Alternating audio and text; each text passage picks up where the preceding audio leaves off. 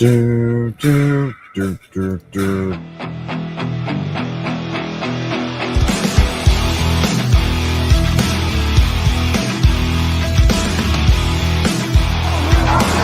a touchdown for the Hamilton Tiger Cats.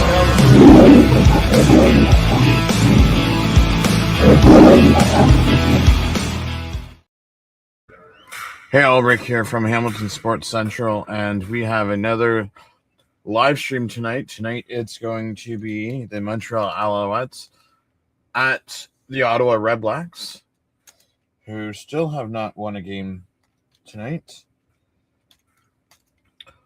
And so Ottawa is actually going to be honoring the 1976 and the 2016 REDBLACks tonight. So that will be interesting. And don't quote me on it, but I think Hank was trying to hint at that he was coming back to cover the CFL next year. So we shall see how that all goes after his kid graduates this year. We'll just put it like this. Just putting together some of the banner stuff. So we actually have who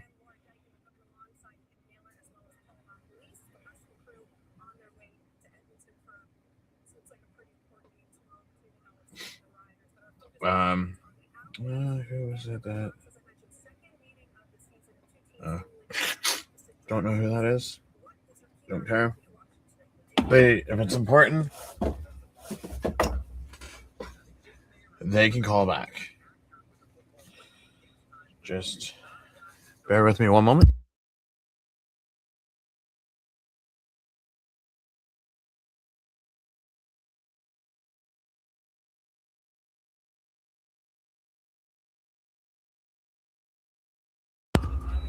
Okay. Just give me 1 second. I gotta go empty something. I'll be right back. My dehumidifier. Top matchup for tonight. Watching how the Montreal Alouettes play offensive football, the key matchup for me is the secondary of the Ottawa REDBLACks. Why? Because these receivers are going to get quick screens, they're going to get the balls, they're going to get quick throws out on the perimeter and let them run with it. And this team has struggled in a lot of these categories. You can see they've really struggled defensively, but they are going to have to tackle tonight. Tackle. Mario Houston, Shakir Brown, Deontay Ruffin, Tyson Philpott, Travis Tice, Sneed, Hollins, those guys are going to get a bunch of these wide receiver screens with big offensive linemen trying to run out and knock into them. So they're going to have to be athletic and create some negative yardage plays. The Montreal Alouettes do the best in the CFL of creating second and short situations for their team, for their quarterbacks. Why they got some of the most first downs in the Canadian Football League. Roughly twice as many yak yards from Montreal as Ottawa this season. Gotta be careful, otherwise they're gonna yak all over you. They've been yakking all over a lot of teams in the CFL. Okay. The Montreal Alouettes have won 12 in a row. Game starts after this commercial break. We already have some comments. Don says another upset today. Another what's up, my guy? Which team you like with their backup quarterback? Now, are you talking all CFL, or are you just talking about today's game?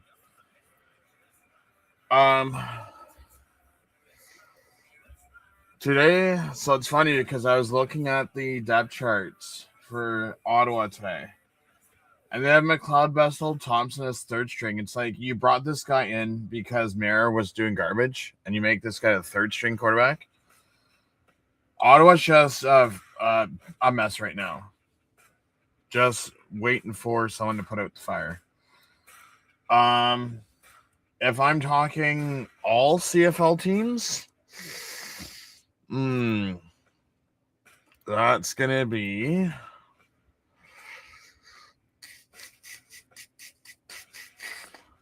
Nick Arbuckle for Toronto can hold his own.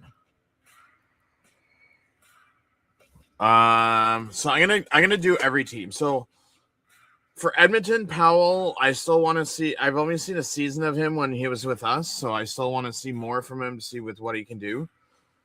Saskatchewan has no faith. They have no starting quarterback or backup quarterback that's worth anything. Winnipeg, Drew Brown still can't get it done, even against garbage teams. Calgary, you have Love still.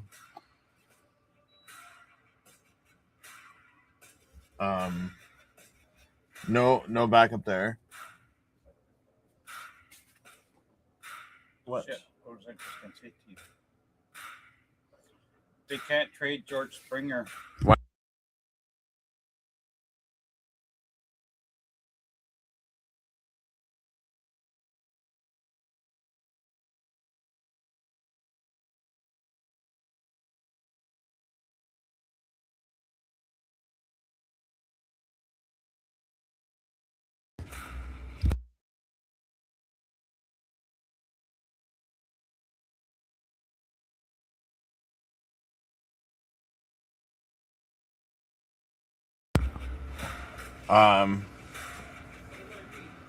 So Salter, it's only one game. I want to see more of a sample size. Montreal has Crum, meh, and BC. If you're gonna say, okay, a younger McLeod Bethel Thompson, okay, maybe. Barnes, no. So if I had to say right now, I would say between Powell in Edmonton, Arbuckle in Toronto, or Trey Ford in Hamilton. Those are the three. And then just think of it. Once Bo retires, Harris retires, and then Claris retires, then the league's really screwed because Taylor Elgersma, you really haven't seen much from him. Ottawa really has no one behind Jake Mayer. Monica Wendit, Hope of BC. See if you get 2 kickoffs to make $1 million richer. Dustin Nielsen and Luke Wilson.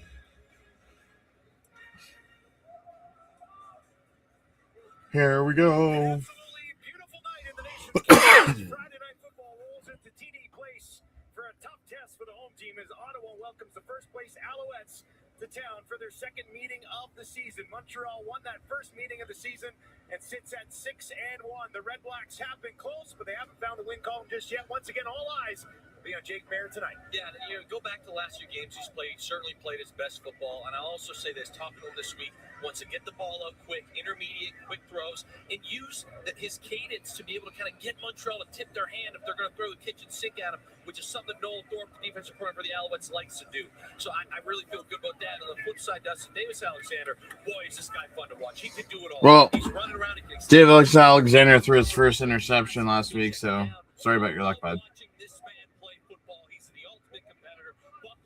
Now, man, if we could have 2 upsets this week, anything's possible. Tomorrow night, Vernon Adams will throw his first interception. Ryan Dinwiddie is 51-41 and 8-7 versus Montreal.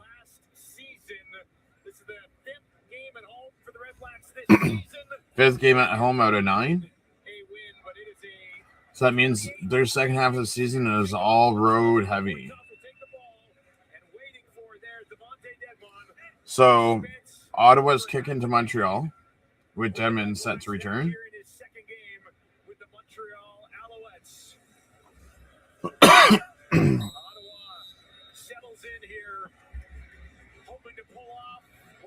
And we have Andre Prue as the ref. Dedmon kicks off for 70 yards to the Montreal 10. Dedmon returns it for 19 yards to the Montreal 29. Just short of the 30, and that'll give us our first look at Davis-Alexander, 5-0 in his career against Ottawa. Yeah, he's such a fun player to watch, but one of the things that I really respect about him is when they dial up shots, when his play caller Anthony Calvillo dials up shots, if it's not there, he'll still check the ball down. Alexander 6-1, 71.4 completion, 11 touchdowns to 1 interception. He's also very smart with football. Again, I love watching this guy play. Tice rushes for 3 yards to the Montreal 32, so it's going to be 2nd and 7.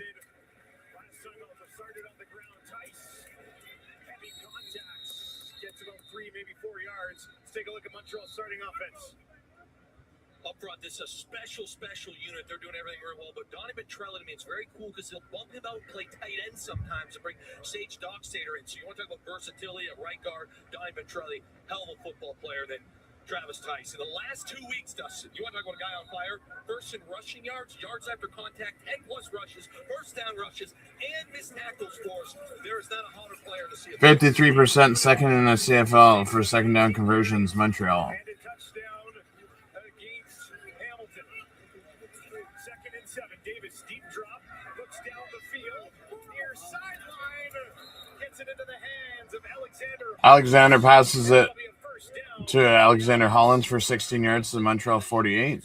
First down, Alouettes. It's a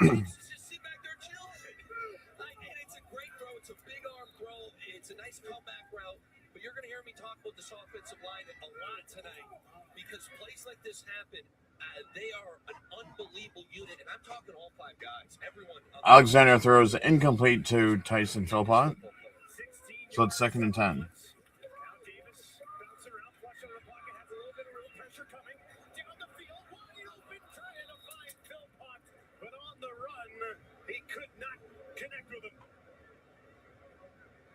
See Davis say that's on me. Yeah, and you're going to watch this here. Davis actually has a screen call to the right. He just goes off schedule here. So this is what we call scramble rules. So you see Davis look right. They try and pump it. Philpott is bending it. Notices, hey, okay, we're on to the next play. It's the play after the play. We got a guy that can go off schedule, my quarterback. That's what Are they in field range yet? So right now, Alexander just passed the Snead for 20 yards to the Ottawa 42. If they were to kick it now, it'd be a 49-yard field goal. So it depends on if you have faith in your team or not. If you think that you can kick a 49-yarder.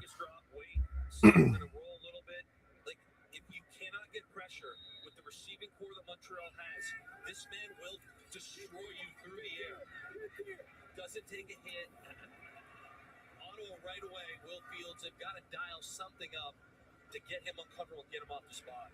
Tice stands in to the left of Alexander. Now he'll flare out. Deep shot, far side, dropping it in there. Philpott steps it up. Alexander passes to Philpott for 36 yards to the Ottawa 6-yard line. And it's a first down, Alouettes. And then we go right by it. So Davis goes. You heard Paul Apple say that they love Montreal loves to do these wide receivers. And Alexander passes to Speaker for a touchdown. Receiver screen, go over the top. If you're not disciplined as a DB, that's when you get burned right there. Great play call by Anthony Calvillo. 70% in the red zone this year for the Alouettes. That didn't take long.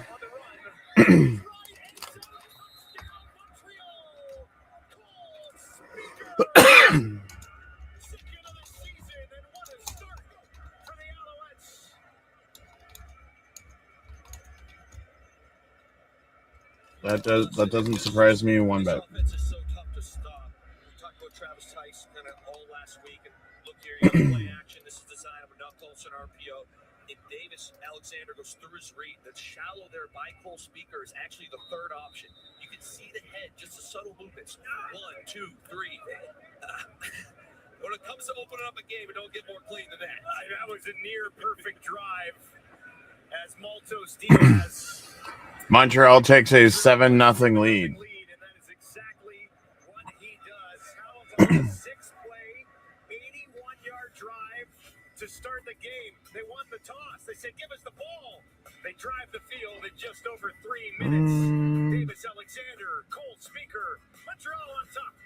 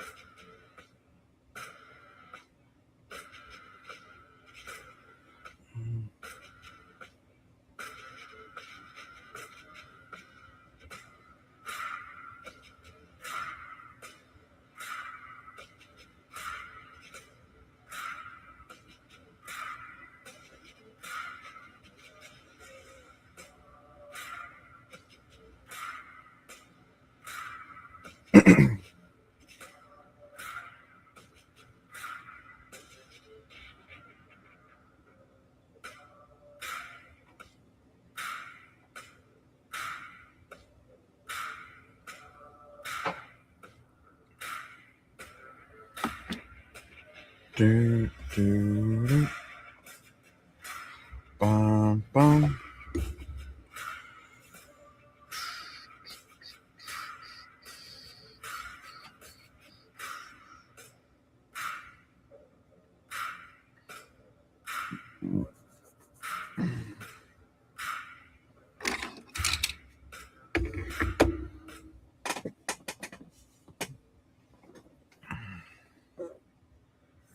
Usually you say it's not how they drew it up, but I think it's pretty much how they drew it up. No, that's not how they drew it up. 78 passing yards in the opening drive.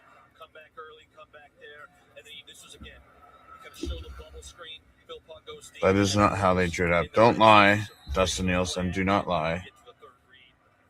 When you come out on your openers and your quarterback is 4 or 5 or 78 yards, and the incompletion was a scramble play, you're feeling pretty good about that. You got to be feeling pretty good about it. We'll see. Maltos kicks off for 60 yards to the Ottawa 20. Pivelton returns it for 28 yards to the Ottawa 48. Sutherland with the tackle.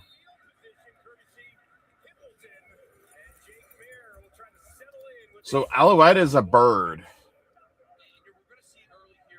That's what an Alouette is. It's a type of bird.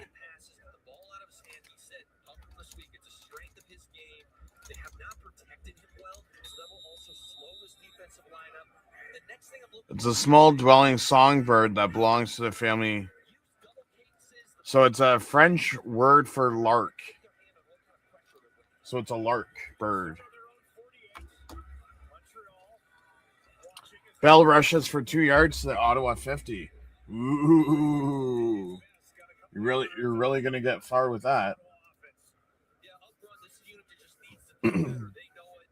You come into this thing, they're 9th in rushing yards, they're 9th in yards per carry, and it's not always the offensive line, but at 3.9 yards per carry as a group, they need to be better. And then when it comes to these players right here, Javonte Robinson, we talk about gap scheme runs, which is what they're trending. That's what they tried on first down. It's his first game, he's going to play tight end. That creates another gap. So look for him to be really involved today in the run game. 2nd and 8 for Mayer. 3 options out to his wide side right. Early movement from Montreal, I believe. And Mayer shuts it down just inside the 45. Finds his favorite target. Aiden Everhart's. Jake Mayer passes to Everhart for 17 yards to Montreal 43.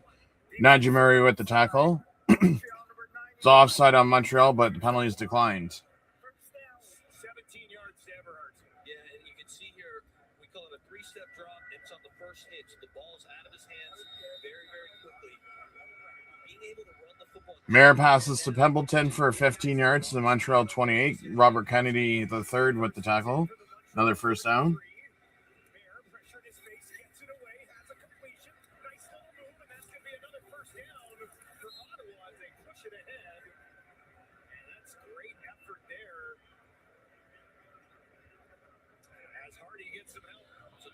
So this is what they call that RPO or the Sally game. The CFL. So you're going to see Jake Mayer basically fake the run here.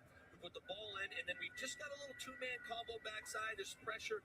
Jake sees it, executes it well. Again, he does have the option at Pimpleton. Fights for some extra yards, gets the first down. Mayer passes to Keelan White for 8 yards to Montreal 20. Green with the tackle, so it's going to be 2nd and 2.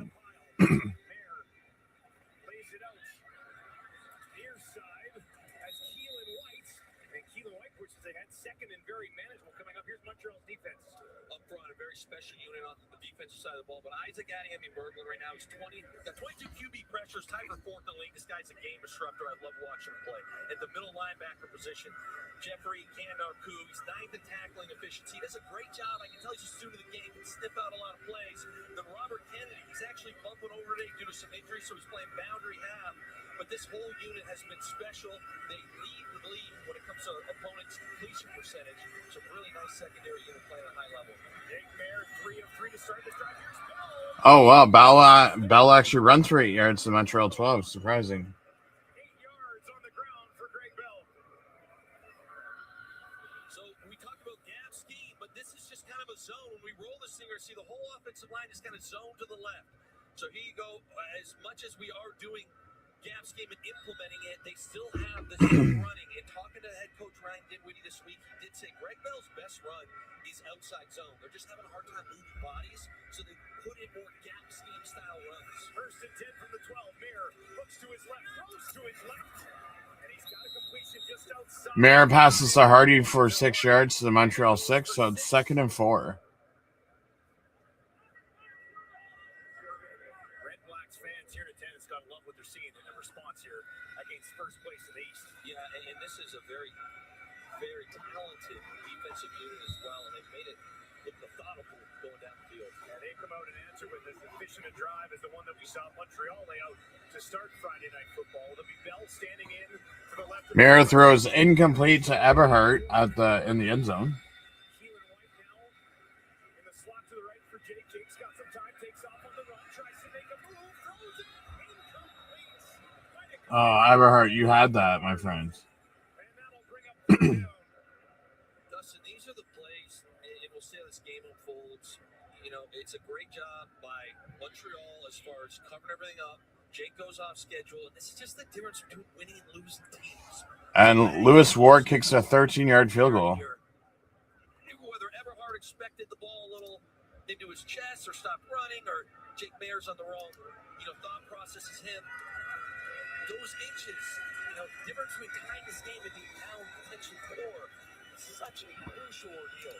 Brett Lawther is hurt. Lewis Ward is back. 7 seasons with Ottawa. He picks up where he left off. Knocks one home there. Ottawa has to settle for 3. That could be trouble when you're going against this guy and the high-flying Montreal Alouettes offense. They lead 7-3 early on Friday Night Football.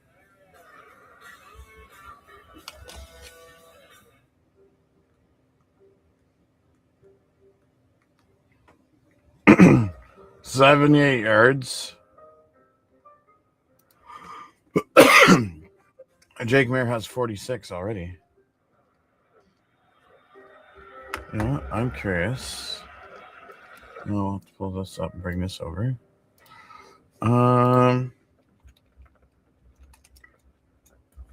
What do I have for fantasy this week?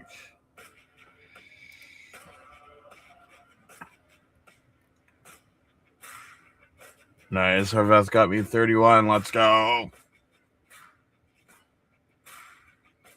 Oh, I did have Speaker. Okay, so I have Philpott and Speaker, Tice, and Alexander. And Ottawa's defense. I just chose the cheapest defense. So I'll have to come and look that at a later time in the game, see where we are.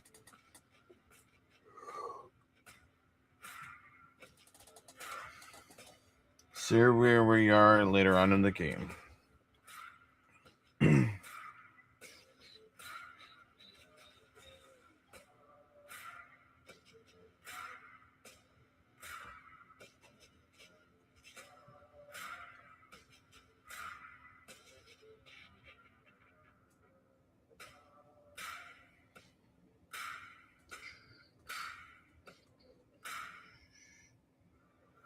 Alexander, 78 yards and touchdown to start tonight. Let's flash it back to week 4 against Ottawa.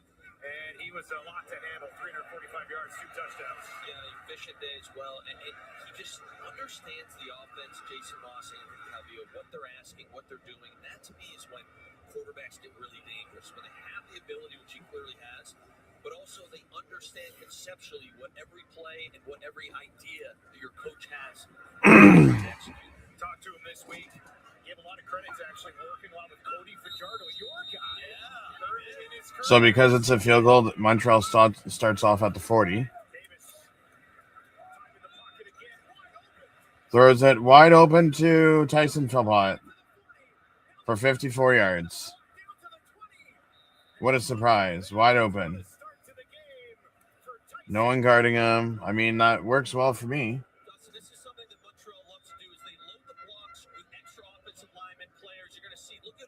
I mean, I'm not complaining. And then what that does is it forces the defense to play in the box. And although you only have 3 guys out in a row, when you have a route runner like Philpott who can rip, they guys Tice rushes for 5 yards to the Montreal 11. The only team that can shut down Tyson, Philpott, Snead, and Speaker is Hamilton. Just spitting facts. 54 yards. He's got 2 catches for 90 yards already in this game. Now they'll give it to Tice. And Ottawa's defense will stop him after a pretty good pickup, though. Here's their D. Yeah, up front, a guy that's really coming into his own is Mufta Jelly. Listen, this guy, it says he's out of Northwestern Oklahoma State, but he's really a Windsor Lancer. Of course he is. He's a Windsor Lancer. And then you got C.J. Rivas. They like Wolfield's even scorer, loves to bring it. He plays a Sam linebacker on blitzes. He's got to really be disruptive today. Shakur Brown out of Michigan State. He's 8th in the league in lowest completion percentage allowed. Needs to capitalize on some, if he has the ops, on some interceptions today, though. Empty for Davis here. 4 out. Alexander passes to Snead for 8 yards to the Ottawa 3. So it's going to be a first down, Alouettes. First and goal. You're going to see Snead right here. Hey, just watch the patience here as we come up. He understands what's going on. He's letting things develop. Shows surface. Again, I always talk about understanding concepts, what you're trying to do to defenders. So if you see him kind of chill off the ball, he's letting that defender get... And Tice runs it in for 3 yards for a touchdown. Let's go, fantasy. Let's go, fantasy.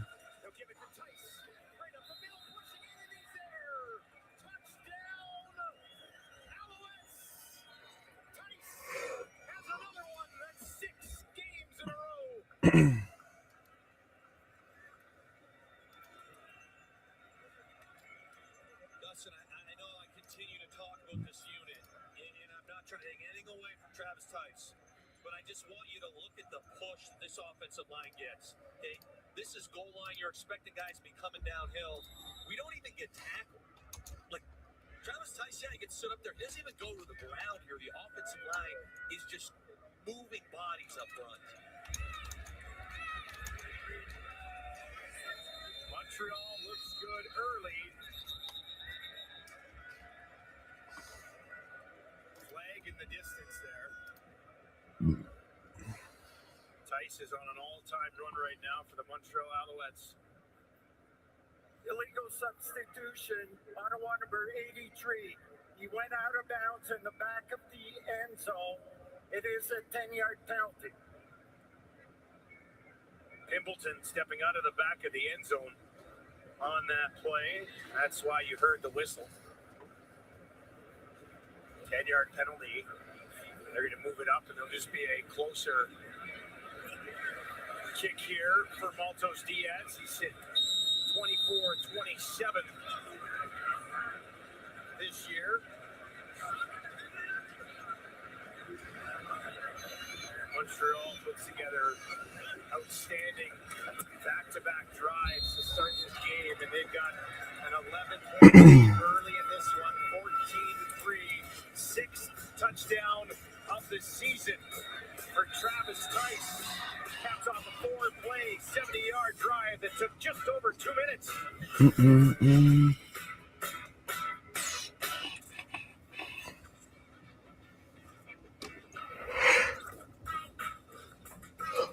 You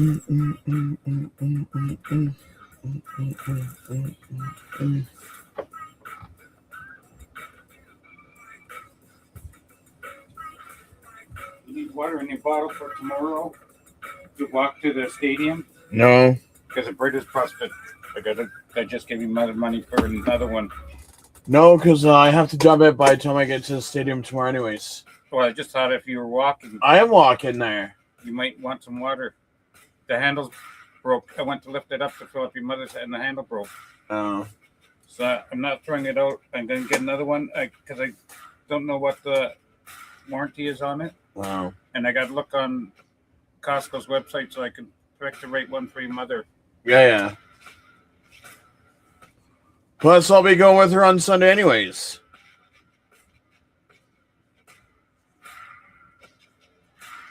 Today,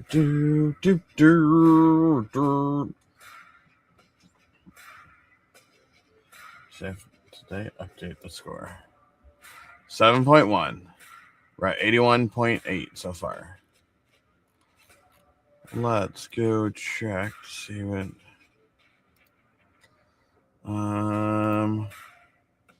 Says we can. What did Carter have? World flavors come together as the culinary Really? He didn't pick any bombers? That's shocking. Global Gauntlet. Wednesdays on CTV, and you can stream it on Crave. It's like our little pregame snack there, doesn't it? We had some elite caloric intake for this one. A couple of pregame slices of cheesecake here in Ottawa. No complaints.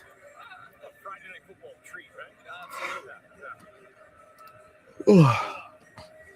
Next. Maltos kicks off for 75 yards to the Ottawa 5. Adnaboye returns it for 22 yards to the Ottawa 27. The Alouettes will wrap him up just outside the 25. And Jake Merritt still looking for that first win as the starting quarterback of the Ottawa REDBLACKS. We will have more on Jake when we return to TD Place. More on Jake when you return to TD Place. Gotcha. Gotcha.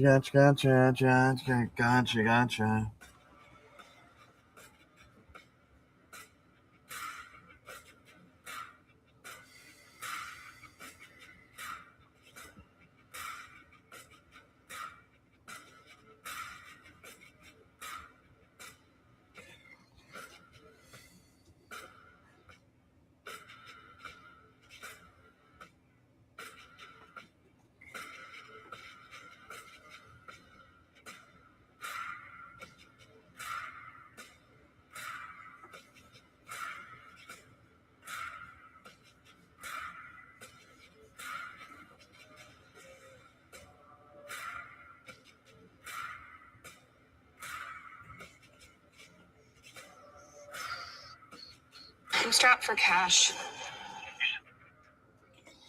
You're strapped for cash. That sucks.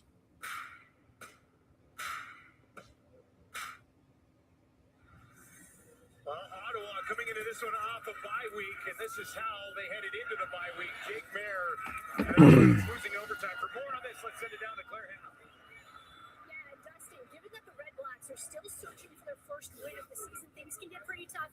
But Jake Merritt says it's all about blocking out the noise, and he was able to do that during the bye week as he went to Arizona to visit his wife Amanda, who just became a full-time nurse, and his 2-year-old daughter Everly.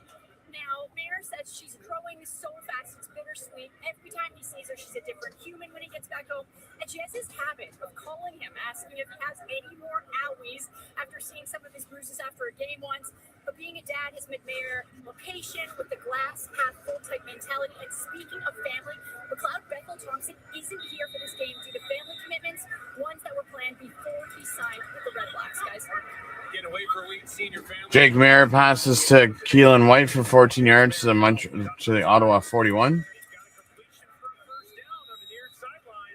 It's going to be a first down, REDBLACKS. And I really do like what Ryan did when he was building here. So they went double tight there. 2 hand-down tight ends. Showed a little power action. They pulled the guard. And then that allowed, so here you go. You see the 2 tight ends, one here, one there, and then we're going to pull the guard on this play action as it goes. We roll this thing, just get everyone to kind of jump up, and then we take a one-on-one option outside. And again, if you're going to put those many guys in the box, the defense has to respect it, Dustin. Now they'll drop it into the hands of Pimpleton. Pimpleton finds an edge. He's got a first down, a little bit more. Look at Pimpleton go, and he'll take it out. Merritt passes to Pimpleton for 51 yards. The Montreal 51. Micah Johnson with the tackle. There's a lot of players in this league that are electric, and he's one I don't think is talked about enough. Again, just a little bubble. Do a great job blocking as a wide receivers. And we talk about this Ottawa run game and how it's struggled at times. That is an extension of the run game right there. You're just basically taking the run and moving it outside. Quick bubble, instead of offensive lineman blocking, you got receivers doing it. 18 yards on that play for Pimpleton. Right back to him again, pushing it ahead. And it is Merritt passes to Pimpleton for 11 yards to the Montreal 40. Boschman with the tackle. having a very good season so far. Obviously, he's heavily involved in the return game as well. Most combined yards per game across the league. And again, I think you should talk about it a little more. Look at those other names. Those are all CFL household names right there. And Pimpleton is right there on a great board. I mean, we seen Alistair on there. That was ridiculous. 3 touchdowns in the first half, all in different. Greg Bell rushes for 4 yards to the Montreal 36. Ottawa with the tackle.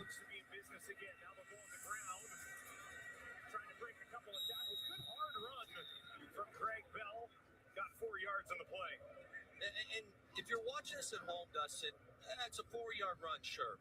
But it keeps the defense balanced. It makes sure they can't, hey, we're just going to put a couple guys up there, maybe play a gap short so we can stop the run. It keeps you in second and manageable, which is where you want to be in this league. If Ryan Dinwiddie and this offense wants to have continued success today, plays like that really matter. I know they might not be the most exciting, but they really matter as far as the overall picture goes for this offense. The 2nd and 6 for Bear. Alouettes will send 4, drop a couple. Bear gets it away one-handed. And now they'll touch him.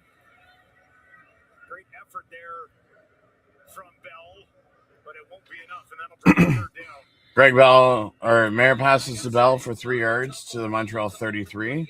So, and Beverett with the tackle. So it's going to be a 40-yard field goal attempt. This is not on the offensive line whatsoever. Nice little snag there. We got a 3rd down, and I get why we're going for this right now. Oh, they're going for it on 3rd and 3. The question is, do you run the play action RPO or do you just go straight drawback? But it's me, I still do a play action here. 3rd and 3 for Bear. They will run it. Bell pushing it. He's got a 1st down. Greg Bell rushes for 7 yards to the Montreal 26. Canton Arcu with the tackle. So it's going to be a 1st down. Scheme run. So here we go. We got great angles, but I want to highlight this guy right here. So you're going to watch him pull. This is for Carr, the youngster. Okay, excuse me. It's actually the tackle outside of him. Boom, we kick out. So that's, again, when you say gaps can get real creative. Generally, it is the guard, but that time Julian there, Pearl, it ends up being the tackle. It's kicking out there. Really nice job. Last play of the first quarter. 1st and 10 at the Montreal 26-yard line. Montreal's going to bring some heat. King gets it away. And it's incomplete. Was looking. Throws incomplete, but there's a flag. Back by the quarterback as we hit the end of the first quarter.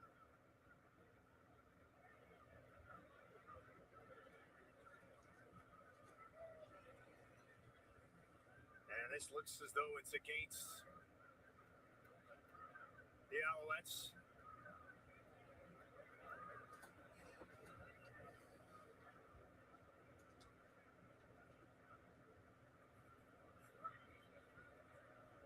We have roughing the passer, Montreal number 12. It's going to be a full 15-yard play in the first quarter. 1st down. So Mayer throws incomplete to Pimpleton, but it's a roughing the passer. Najee Murray, 15 yards from the Montreal 26 to the Montreal 11, and it's going to be a 1st down. And there's one more play in the first quarter.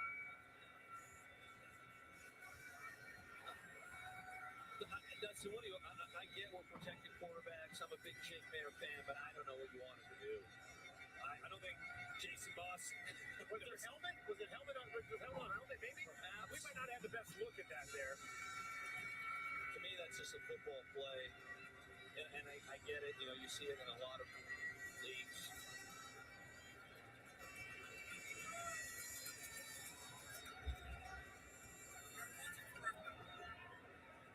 I believe the officials are waiting for more information on this call. So it's roughing, unnecessary roughness, grade 2. Further review by the replay center. The major foul for roughing the passer is upgraded to a grade 2 foul, which is a 25-yard penalty. The ball will be moved up another 10 yards. Well, Dustin, I'm sitting here saying I'm not even sure. Oh, okay. It's upgraded. I said we did have a great look the first time. I still don't like it. I do think what happens there. So it was helmet on helmet, so it's roughness, unnecessary roughness, major 2 grade. So they bump it from 25 yards from the 26 to the 1. And Greg Bell still can't get past. Montreal's defense holds strong. 2nd and goal to start the second quarter. Massive play this was about to be a walk, and you see Beverett in there. There's a group of guys. That will do it for the opening quarter. The Red Blacks trailing 14-3 against Davis Alexander and the Alouettes, but they're knocking on the door. Stick around. Friday Night Football continues next. Now, if you're going to tell me that Ottawa still can't get it past for this touchdown, this team is absolutely trash. If they can't get a touchdown here.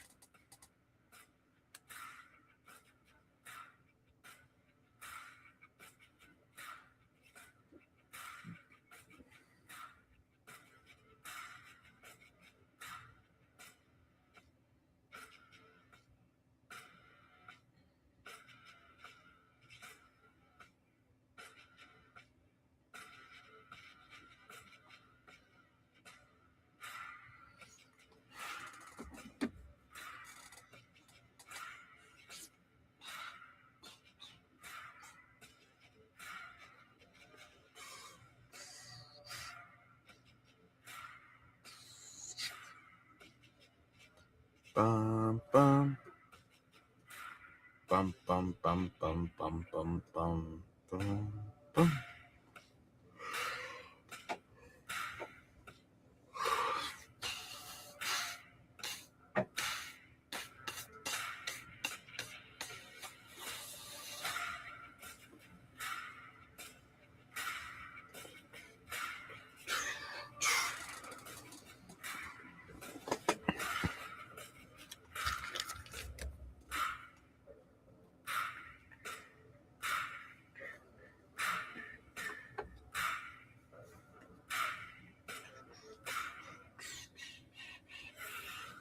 Pretty good first quarter here on Friday Night Football. The Alouettes lead Ottawa 14-3, 140 passing yards, just 11 rushing yards. That pops off the page for you a little bit. Yeah, it scares me. If I'm a Red Blacks fan right now, this is an elite run team in Montreal. And the fact that, hey, now you're kind of naturally playing deeper or getting torched through the air.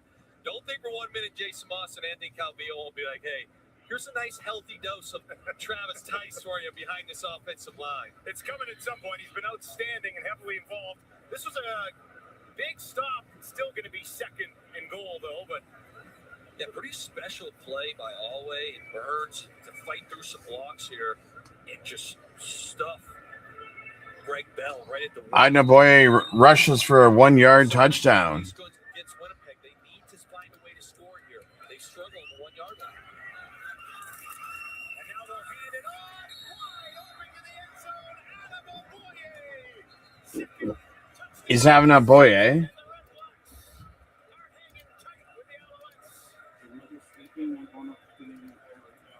Okay.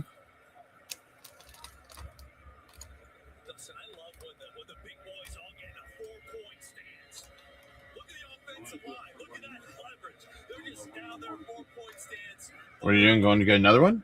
Put boys Oh. in meat grinder there. Hey, we're just going for it.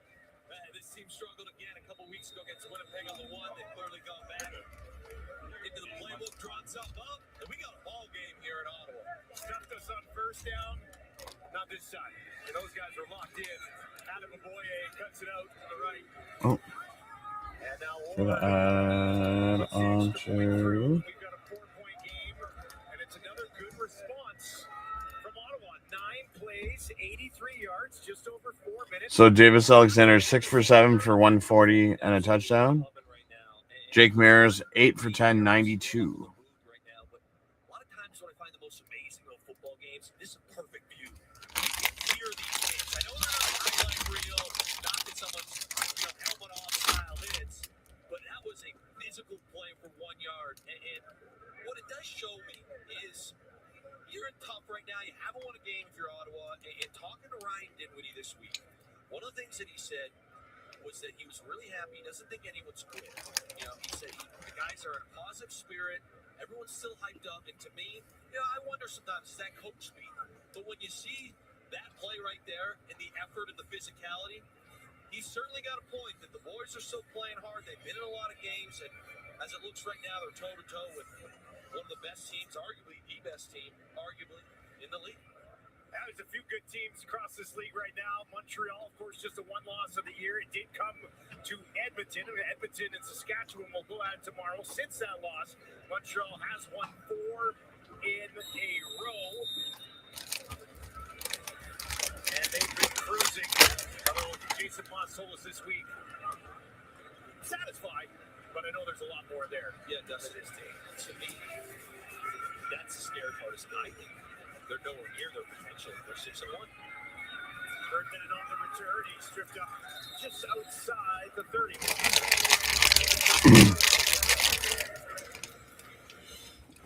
The CFL on TSN is brought to you in part by Getman kicks off for 61 yards to the Montreal 19. Ferdinand returns it for 14 yards to the Montreal 33. Barnes with the tackle. Beautiful nights in Ottawa. Offense hanging tough. Redblacks defense, something to be desired thus far. Alexander passes to Hollins for 21 yards to the Montreal 54. Brown with the tackle. So far here tonight. This drive will start on their 33. Alexander steps up to the pocket. Drops it in there nicely. Right on the money for Alexander Hollins. Up to midfield. And Davis is feeling it early. Really similar concept. Okay, once again, you're going to see Donnie Ventrelli is playing tight end, so they're trying to bring defenders in the box. So they have 3 receivers out on routes, but they feel like they can win. If they're going to play tight, try and stop Travis Tice, no problem. We've got the route runners to win, and we've got the quarterback to throw, and we'll do this all day. That's what Anthony Calvillo's there, and Will Fields are now the defensive coordinator. Continue to do. 31 more yards for Alexander. Now looking around. Both legs on the play. That looks like a face mask. Can tack on another one. Full 4 flags through. Face mask penalty coming up for Ottawa. And Andre Crew's crew will have some things to sort out here.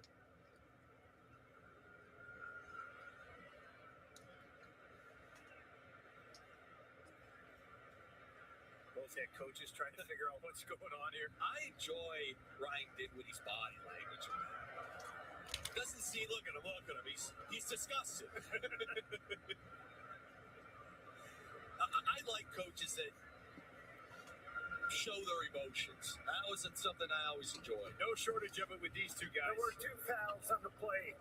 Defensive offside, offensive offside, Montreal number 10. Major foul, face mask, Ottawa 36. We're going to go up 10 yards from the previous line of scrimmage. Automatic first down. All right, so a couple penalties. So offside on Alexander. I don't know how a quarterback can be offside. That was the first one that was called. Here's the second one. It's 2 great calls. And Aaron Casey with a face mask penalty, so they go up 10 yards. First and 10 from the Ottawa 46.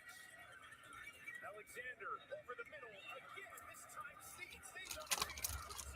Takes it down to the 20 before they stop him. Hey, there he is right there. Anthony Calvillo is cooking right now. They do the same thing again. So they bring in an extra offensive lineman to play right guard. They bump the right guard out. Donnie Ventrelli, 2 tight ends. So that's going to bring everyone in. And then they're just running what I call dagger routes, which are deep crosses across the middle of the field. They think they got the guys to win. It's been Philpott. It's been Alexander passes to Sneed for 24 yards to the Ottawa 27. Amari Henderson with the tackle. Completions of 20 yards or more in this game. Now Alexander deep drop. They'll bring some pressure. Gets it away. Almost enough for a first down. Back into the hands of Philpott. His 3rd catch of the game. Alexander passes to Philpott for 11 yards to the Ottawa 11. It's going to be another first down, Alouettes. similar concept. They put a tight end. Mason goes down there, and they end up just running these crosser, these deep overs. And when you have a run game, the linebackers have to respect it. So Anthony Calvillo is clearly cooking right now, giving different looks, and running similar style plays. And Ottawa has absolutely no answer. Philpott already at 100 yards. 3 to the left. 3 out to the right for Alexander. Looks over the middle. Throws over the middle. Incomplete. Trying to find Sneed. Just a tad too low. Dustin, this is one they're going to want back. They go empty here. Clearly something. Alexander passes to Sneed incomplete. So it's going to be 2nd and 10 at the Ottawa 11.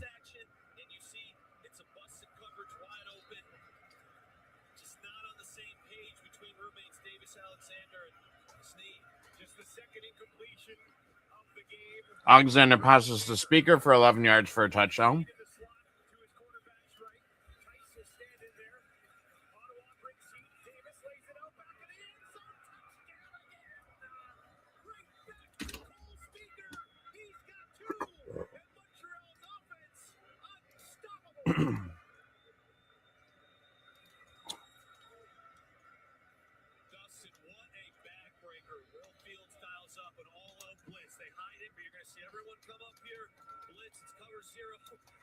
Alexander says, I know my winner. You want to go deep? You want to take your matchup?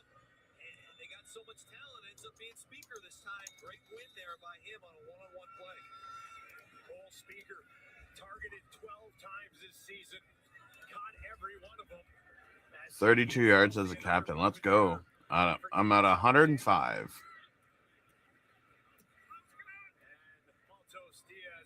it through. Montreal on top. 21 to 10. 3 passing touchdowns. I'm okay with that. Touchdowns for Davis. 6 plays, 77 yards.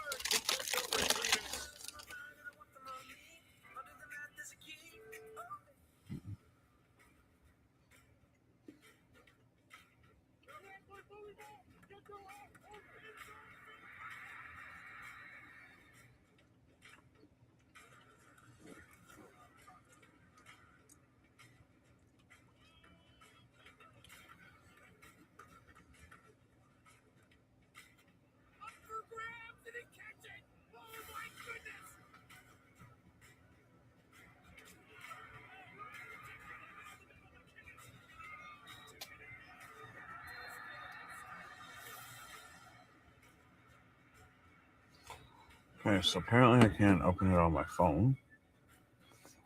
So I have to open it up on here.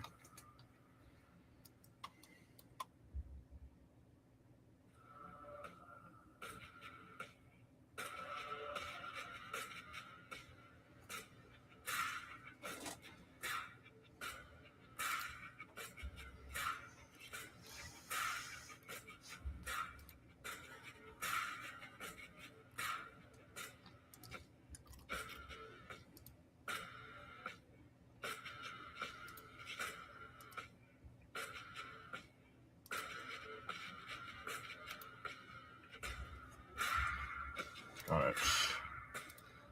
Schedule 9.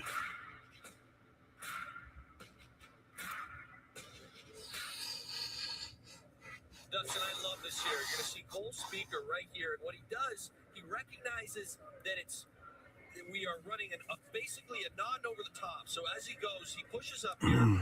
And as we roll this thing, when I say nod over the top, cover 0, inside leverage. So there it is. Boom, boom. And now we're going over the top because in cover 0, there's no help in the middle of the field, and you want the ball to have air. So this is something you practice. Go deep against cover 0.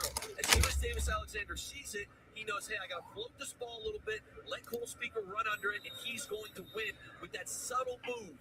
Again, inside leverage, nod over the top, balls in the back. That's high execution. That's how you score touchdowns. Davis Alexander seeing everything so far in this one. 207 yards and a couple of touchdowns already in this half. Here's Pimpleton. Malto kicks off for 56 yards to Ottawa 24. Pimpleton returns for 19 yards to Ottawa 43.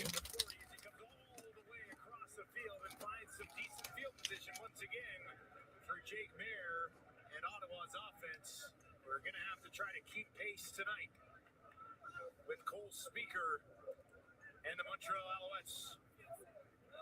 And again, I've been over positive with the Alouettes. You said Cole Speaker. Imagine having to deal with this run game, this offensive line, Philpott, Sneed, and then Cole Speaker says, "Oh, you want to play me one-on-one? No problem. I'll take it." Correct. Jake Bear starts on his own 43. And he gets that one into the waiting arms of Gino Lewis. Rough run for those Bombers last night. Yeah. My buddy Carter, who I do a podcast with. Yeah. When you go to watch this video, my God, did he have a hard time doing that video. And I've told everyone since the beginning of summer, as soon as they announced Tommy Condell is their offensive coordinator, They're going to regret it. Your dad's going to freak if the Jays keep this one up tonight. 0 runs, 5 innings so far. Funny enough, Mayer passes to Hardy's incomplete. 3rd and 3 from the Ottawa 50. Funny thing you said, Funfish. I've gotten a text from him, even though he's upstairs. Well, he went out, but he texted me about this half an hour. Cease has only pitched a 1-hitter so far in 4 innings.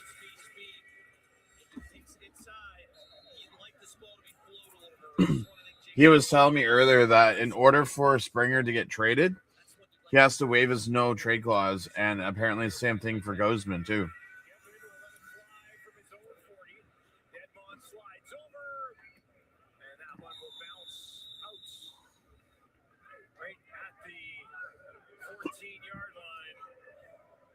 Detman punts for 46 yards to the Montreal 14 and bounces out of bounds.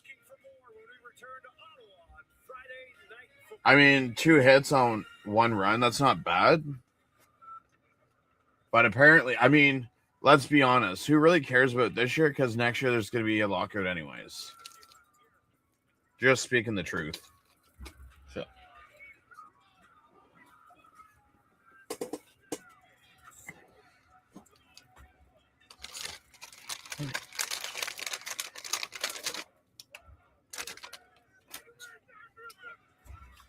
Listen, for tomorrow's game, for my Ticats, win or lose, I don't care. I just want to see Vernon Adams get his first interception. If we can do it to Davis Alexander last week, we can do it to Vernon Adams this week.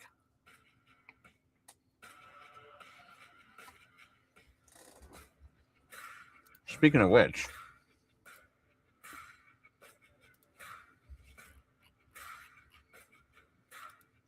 I want to see what they rank us.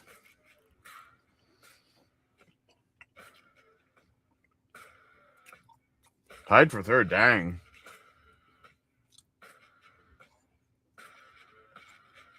Points and off touchdowns, okay.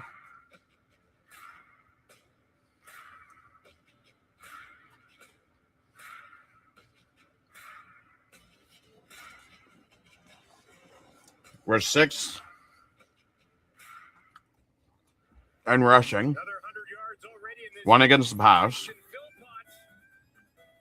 he is chasing history with Alan Pitts, and he has been punching 9 in knockdowns and mid the rest of the bit. just over 2,000 yards back in 94. Hung 193 on the Argos. Knocked out the Elks with 120 yards there. We got the Redblacks tonight. 198 against them back in week 4, and then he did it to Calgary as well. In week 6, he's having an all-time season, and that is an all-time video game comparison right there. Yeah, and I'll say this, it is video game numbers. As this graphic continues, I'm looking at it going, wow, off to an extremely hot start again tonight. Montreal. Are Jays winning 1-0 or they're losing 1-0?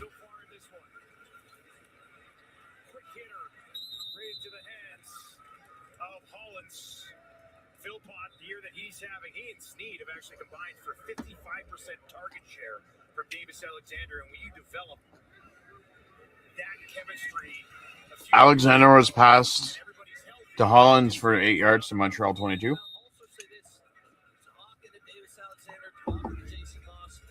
a selfless wide receiver. You'll see these guys happy for each other. They block a lot. That's when you know you're just really humble. You have class guys like that. Oh, dang it. He gets the touch.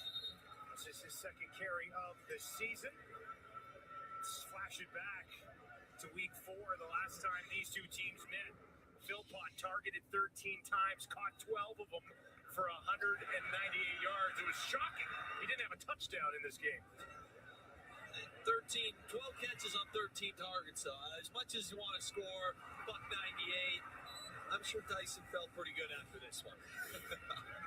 I think it helped. He's up to 940 yards on the season with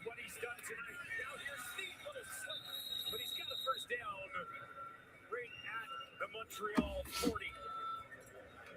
Baker rushes for 4 yards to Montreal 26. And then Alexander passes to Sneed for 14 yards to Montreal 40.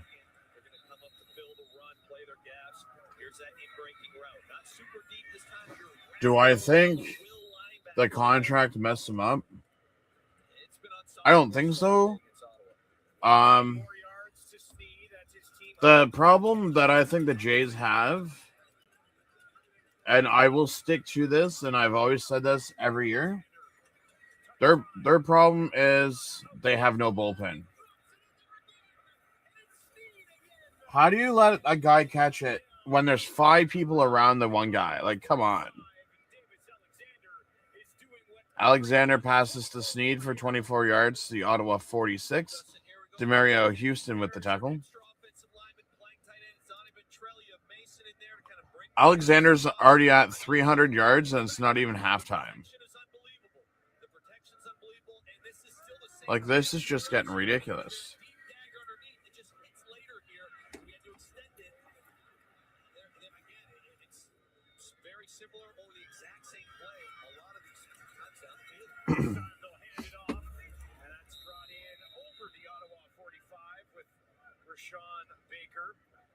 Talk about the season that Philpott is having. Sneed right there as well. Excellent 1-2 punch. This is what he's on pace for this season. Coming off of the Hoffman has to go. John Schneider has to go.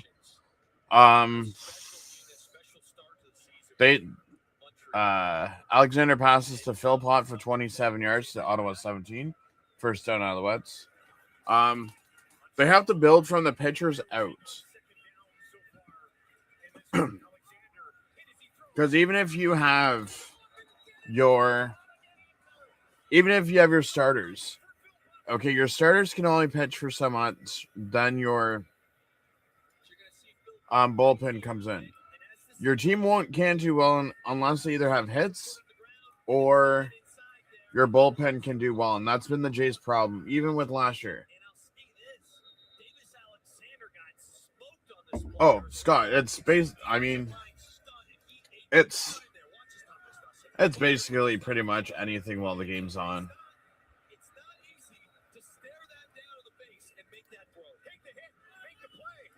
See if Alexander's going to throw another touchdown here.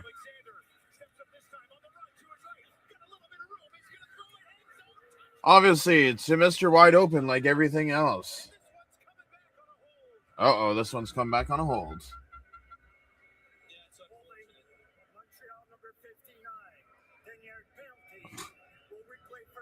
Yeah, so you go back 10 yards to the 27, and he's just going to turn around and throw another touchdown in 2 plays.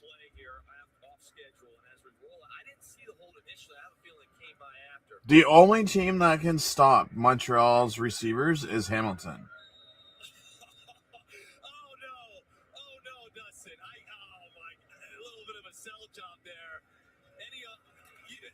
Like a hole, the hands are fine. Any offensive lineman out there is throwing something at the television. Losing their minds.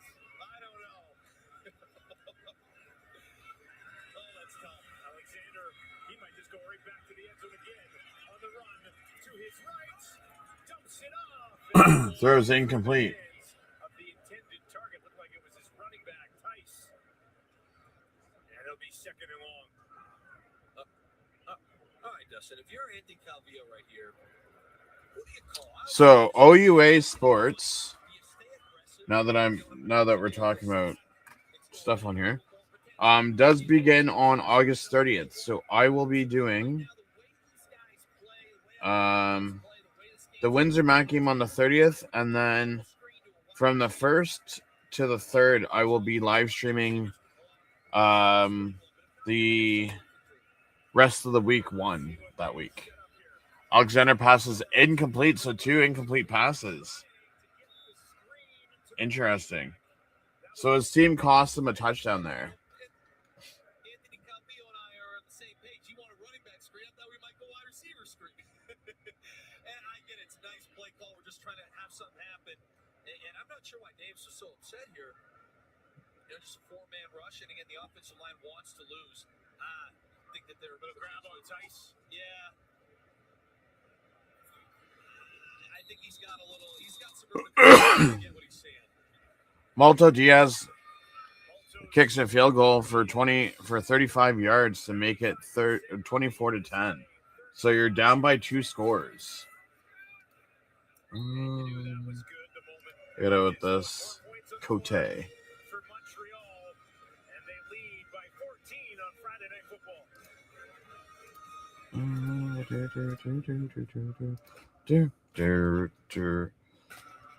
So the end of the touchdowns ends there because there's 3 straight touchdowns. But we finished with a field goal instead of a touchdown. Maltos.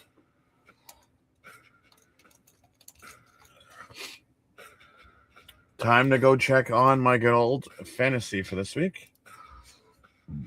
We're at 114 points.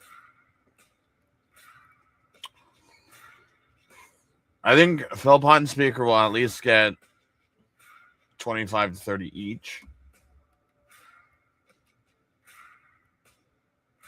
And then once they're up by so many touchdowns, Tice will get a lot more points. Edmonton, I just picked the cheapest defense, so I'm not really worried about that. So yeah, we'll come back later and check it out.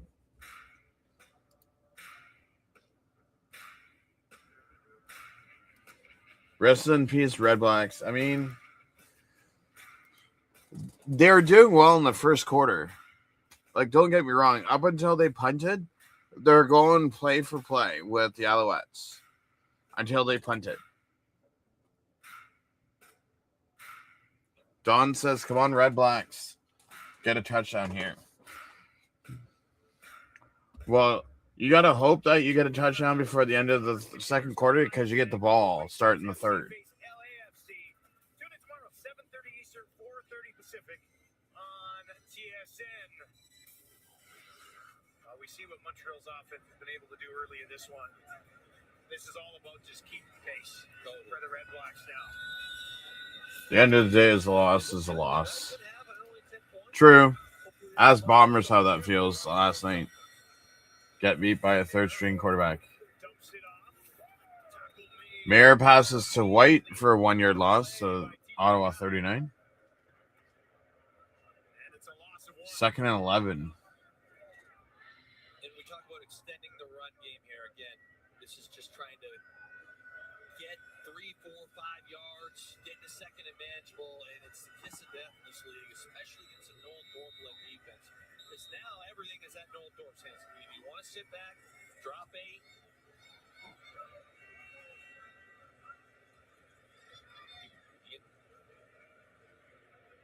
He's a madman, isn't he? He's got everything going. 3 minutes. 3-minute warning left of the first half.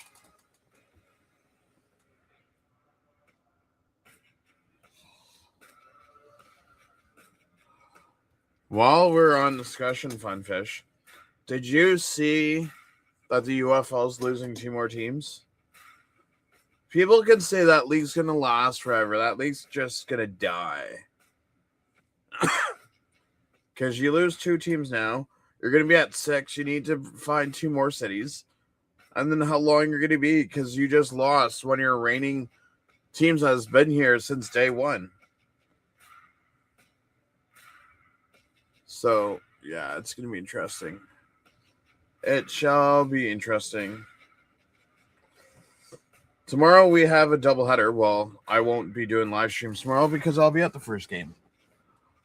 I'll be at the Hamilton Whiteout versus Calgary Stampeders.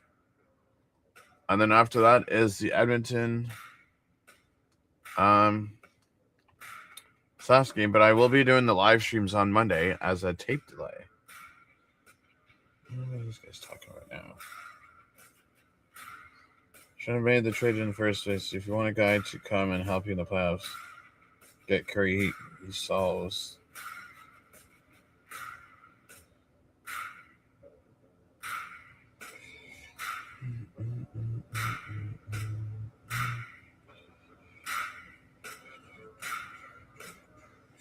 Halftime is just around the corner. I have a feeling we'll be talking about that Montreal Alouettes offense. Yeah, how about 4 possessions, 3 touchdowns, and a field goal? Yeah, an Ottawa defense. 3-minute warning as they send it back to Dustin.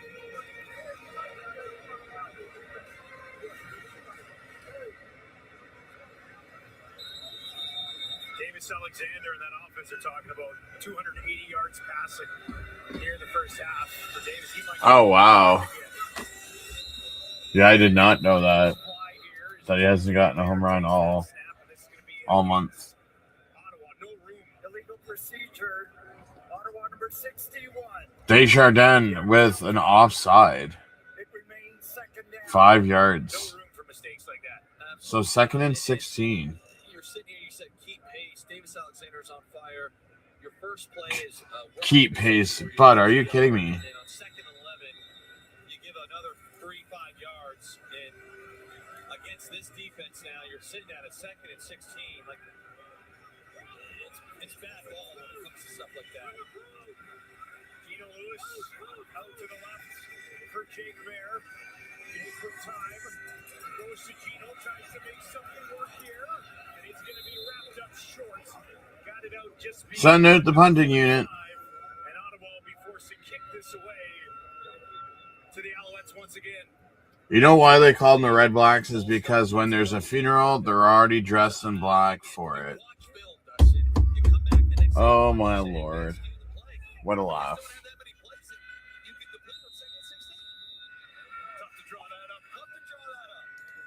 Tomorrow is a must-watch CFL. Lots of good games. Yes. Speaking of which, who plays? I know we play BC next week.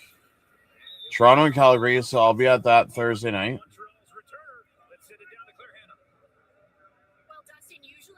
So that I'll probably do the Sunday.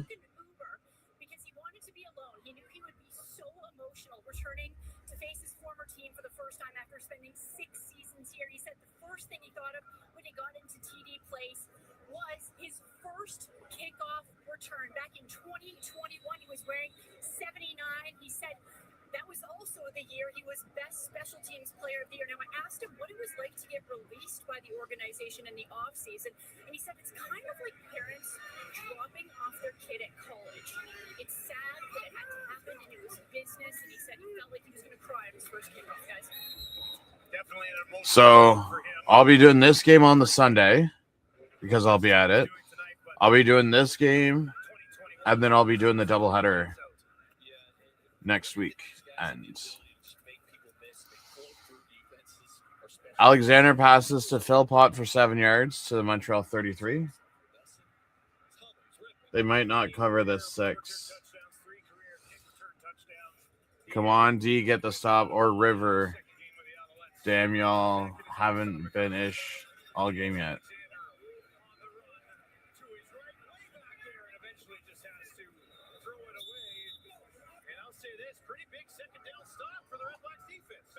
Third and 3, 2 minutes left. Alouettes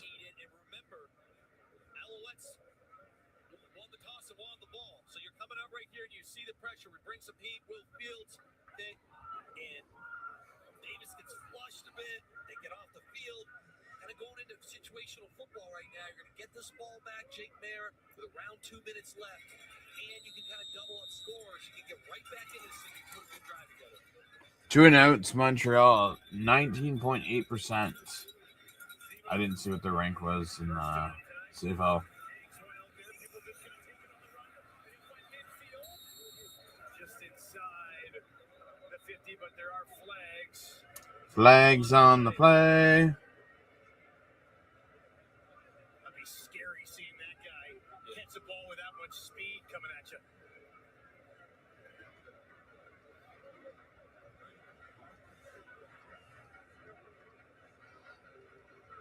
Zima punts 34 yards to Pendleton, 18 yards, returns to Montreal 49. Montreal number 42.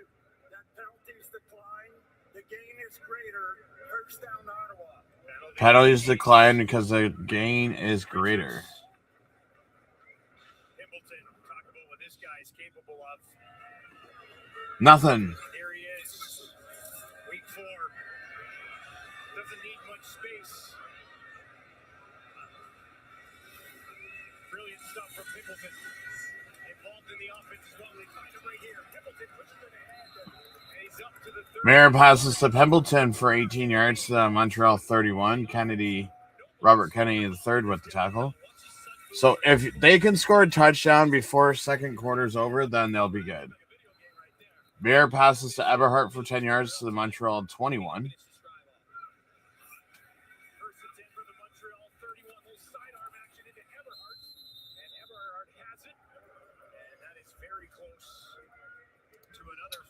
It's sad people still believe the Jays will make it. They wouldn't. They would have to play as good as.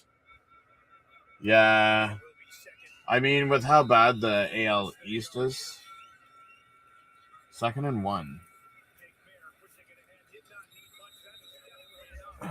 Jake Mayer rushes for 1 yard to the Montreal 20. Mustafa Johnson with the tackle. It's going to be a first down, Redblacks.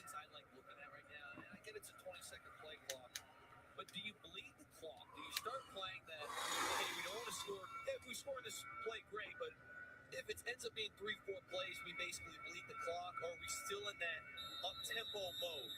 So as we blow it in there, you can see they're in a full huddle, just getting out. Looks like they're going to start bleeding this clock. I look for it to be snapped around 4 seconds. That's kind of the sweet. Mayer passes to Eberhardt for 12 yards to the Montreal 8. Archibald with the tackle.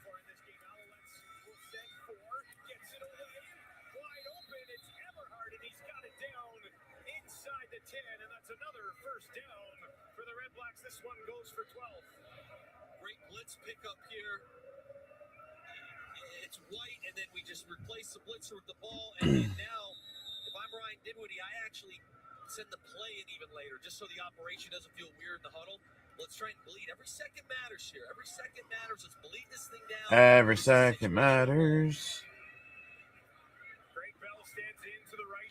Mayer passes to Hardy for 6 yards at the Montreal 5. So it goes down to the 2. So it's going to be 2nd and goal. I have lost a major football game on the 1-yard line, so it's not perfect. But I will say this, theoretically speaking right now, this is actually a dream play. The way Davis Alexander is playing, again, if I'm Ryan Dinwiddie right now, I'm going to bleed this thing down. I'd get the play call in later. Just so the guys aren't wondering what's going on, I would wait and hold the play. You're feeling Dominoes tonight? Yeah, well, I'm feeling Chucks tomorrow. From the 2-yard line, let this thing settle down so that Montreal does not have enough time to get anything going. Jake Mayer up under center. Adam McCoy in behind him. They'll give it to him. He lost yards. Oh my God, they fumbled it. Ottawa fumbled it.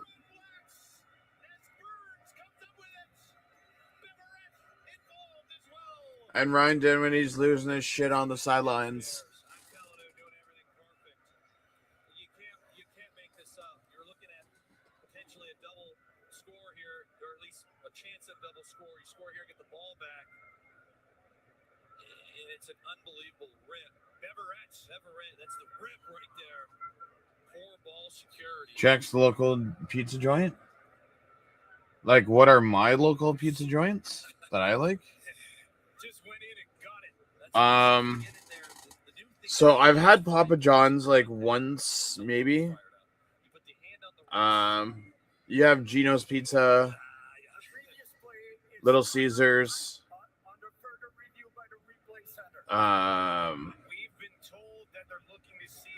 Domino's is another one. Pizza is another one. Like, there's so many. Oh, no, sorry.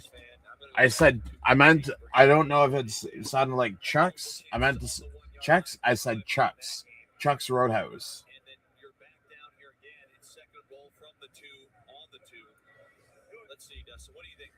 I'm going with a few friends after the game tomorrow.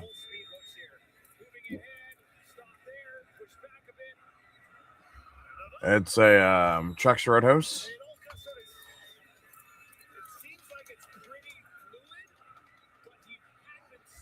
Bar and Grill.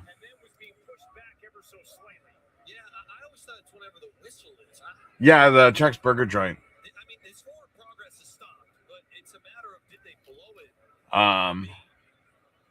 So last time I had a nice steak.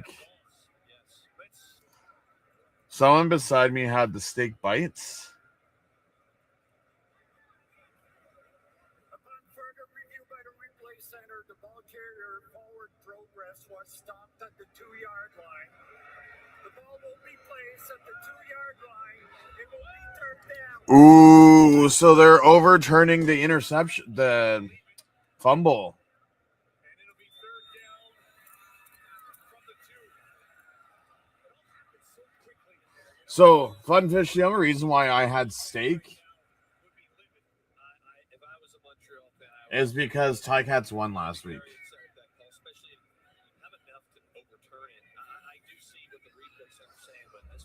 Well, it's not that they won last week. It's just it was the week before that I'm thinking of.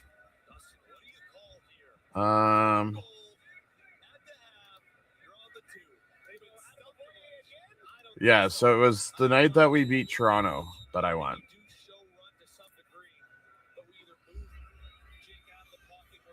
Third and goal from the 2.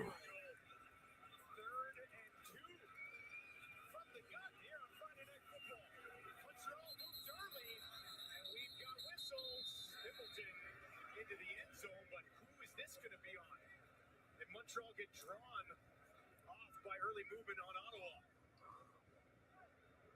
So the right tackle on Ottawa, who's to blame here? Discussion from the officials. What a weird ending to the first half. Julian Pearl, the right tackle. Illegal procedure. Ottawa number 54. This is a 5-yard penalty. It's still turned down. I use the term like we used to say this all the time. That's bad ball. That's bad ball. In a moment like that, in this unit, the offensive line has played well today. But you're at home. You should have no noise problem. Hey, listen. That steak that I had that day was the best $46. Because, I mean, I had drinks too and dessert. So, I'd say probably it was about 26 plus tax.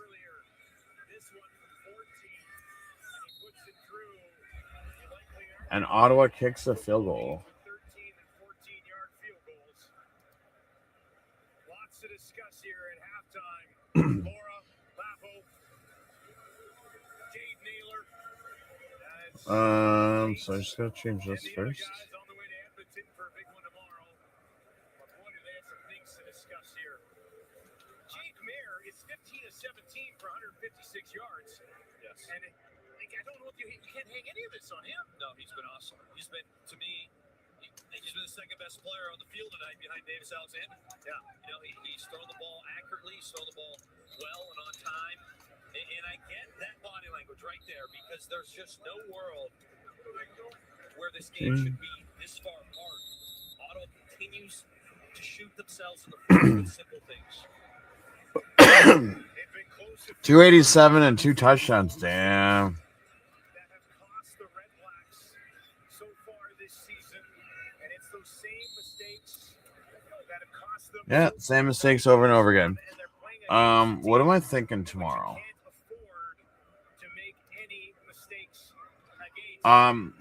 Yeah, Keg is very so if I was to go to like a sit down restaurant, I would say probably like an East Side Mario's.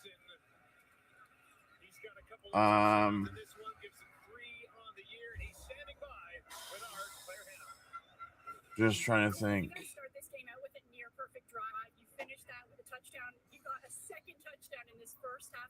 Yeah, I always find like, yeah, Scott, this is a weird game. I always thought, because I mean, they could have tied it so many ways. Like, had they have gotten that touchdown at the end, you could have added 24-7. And then there is a field goal at some point.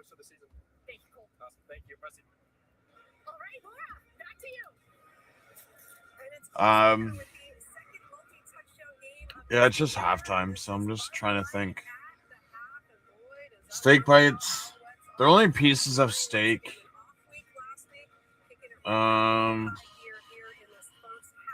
There is one. Oh, this one here. Chicken wings, fingers crossed, checks, chicken fingers, and wings. So you get onion rings, chicken fingers, and wings.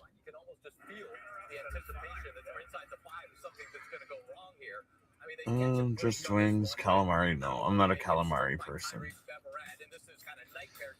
Chuck's burger, bacon, the big Chuck, Fallow patty. No thanks.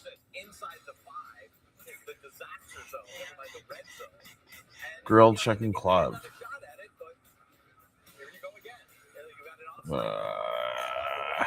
See, I got the top sirloin. Or wait, which one was it?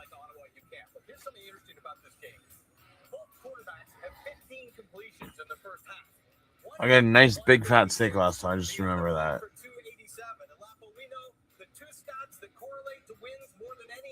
Ooh. Steak and rib combo for $28.99. Maybe that's what I'll get. Plus you get fries. Ah. Steak. Okay. Hot wings? Yeah, they got hot wings. Where did I see it?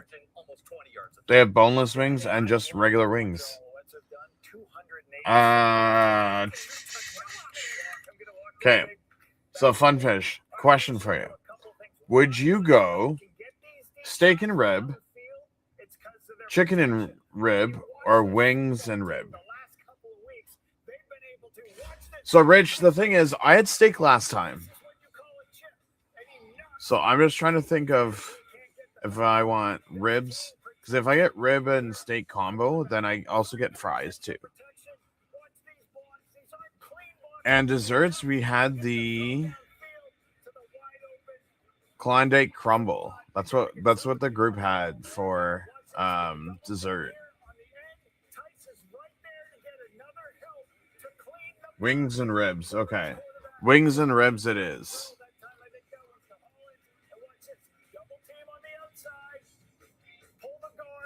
Steak and ribs. So we got one for a steak and ribs. Sorry. I'm assuming that it has to be a rack of ribs, not just half a rack. See, it could be half a rack. And then you only get, what, like 5, if that? Looked very, very easy in that first half. Speaking of easy,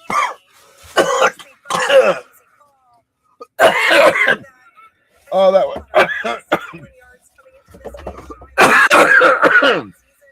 Oh, that went down the wrong tooth.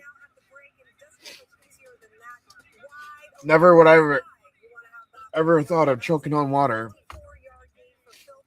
on a live stream. A big opening half for those Montreal Alouettes. When we come back and our halftime continues, we'll start to look at a big game in Edmonton tomorrow between the Alouettes. Hold on, I'll look it up in a second.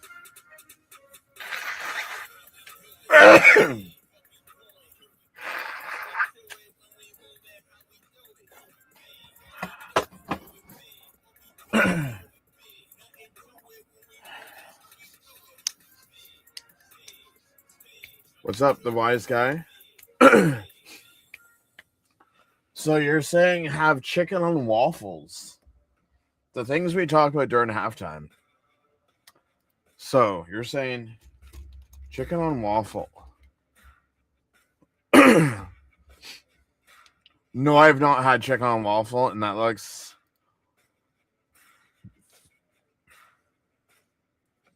How's it going, Adam? I don't know how I would think of chicken on waffles. Because then you have maple syrup on your chicken. I don't know about that. Time to check out our fantasy this week. 116 yards. Davis Alexander has just as much as Horvath. And I'm sure these two will get points in the second half.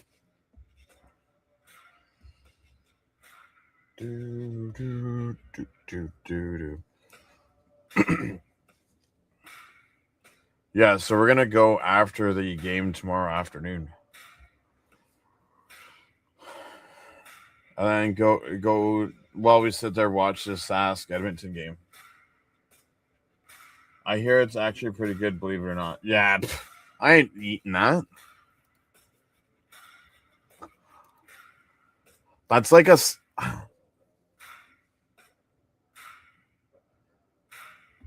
It's dead in the stadium other than Montreal fans. I mean, I don't know what else to tell you. You just got to burn the place down and just rebuild from upper management. Sean Burke needs to go. All the former Ticat staff needs to go. Burn the place down. The coaching staff, management, everything, and then in the offseason, just bring in someone that knows what they're doing and just build the team up from there. Because you can't have one guy as a GM, head coach, and offensive coordinator. Like, come on. It's bad enough that there's a head coach and offensive coordinator position as one person. You don't need that one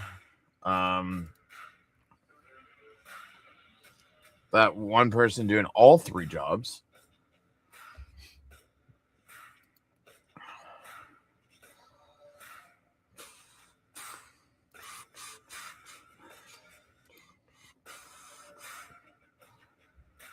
So tomorrow we have Hamilton versus Calgary, which in my future tells me Vernon Adams is throwing his first interception tomorrow. Believe me or not. And then we have Edmonton at Calgary, which I think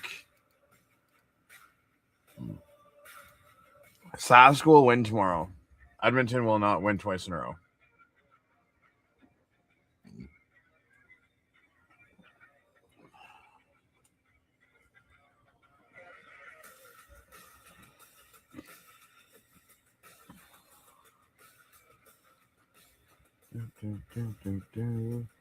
And then the following week, so next week, since Hamilton's on the road in BC, I will be at the home opener. So the reason why I want us to get the first interception versus Vernon Adams, because I don't want Toronto to get the first interception against Vernon Adams.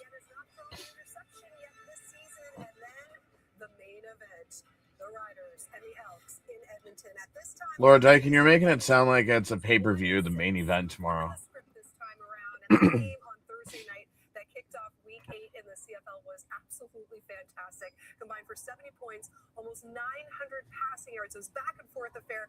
And then who would have thought Vincent Blanchard, 57-yard field goal to end it. So we've got the rematch coming up here. Can we expect more of the same, gentlemen? I sure hope so, because that's the best football game I've seen in a long time. 5 receivers with over 80 yards. And I just love the Cody Fajardo narrative going back into second. No, I get that. I get that, Rich, that he was a good coach. But remove the GM title, offensive coordinator position, and just have the head coach. Or head coach. Okay, if you can't really do head coach, then head coach and offensive coordinator.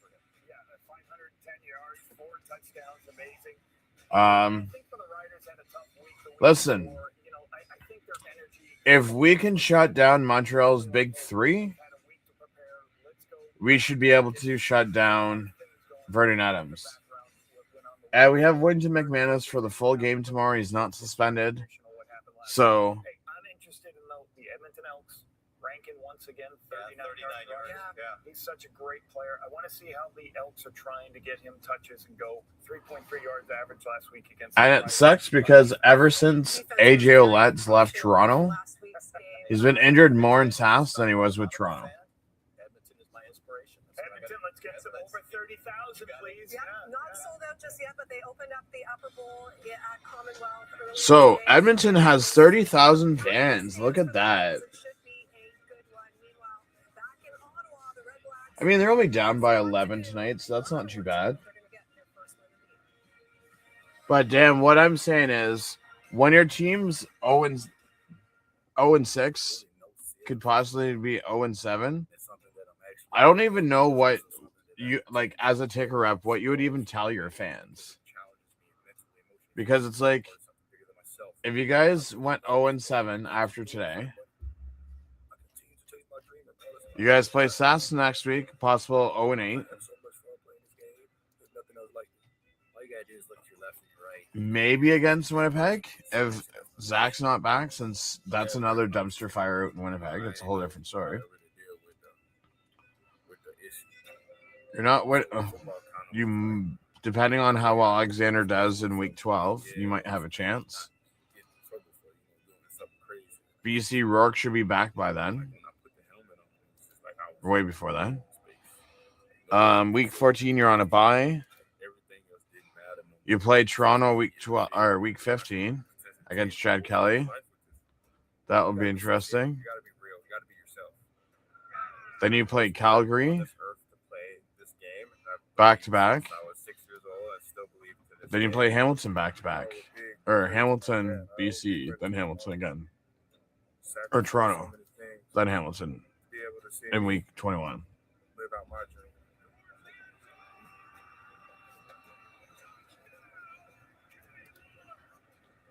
Can't believe the Raptors got robbed because Kawhi might not even play and lost out on the players because they're already traded. Meanwhile, yeah, that's what happens.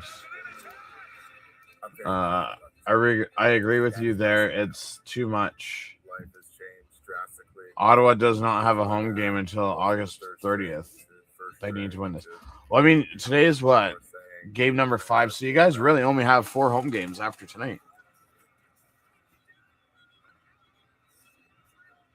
And then I didn't realize you guys have 4 home games left out of what? 14 weeks? That's gotta suck.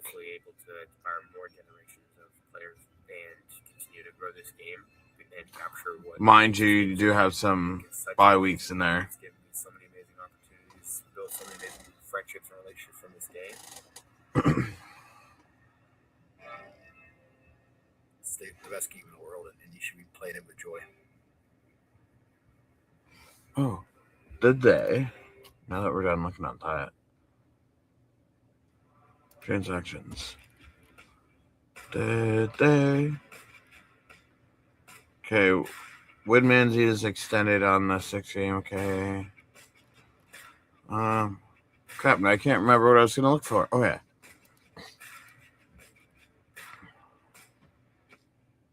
Okay. Extended on 6th game. Well, Santos Knox is gone for the season, so. Cramdy was on the 6th game. That sucks.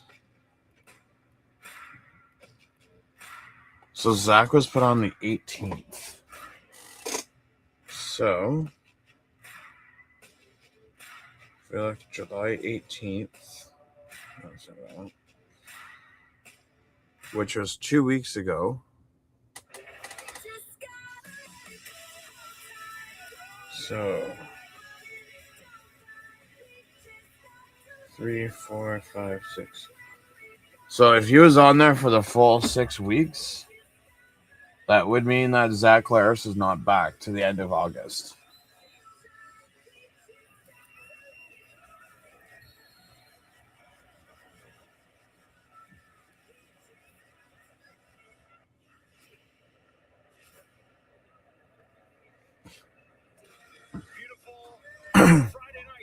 Yeah, no. Last time Ottawa had a really good, decent team was 16 when they won the Grey Cup. I don't even think that they've had a good team since then.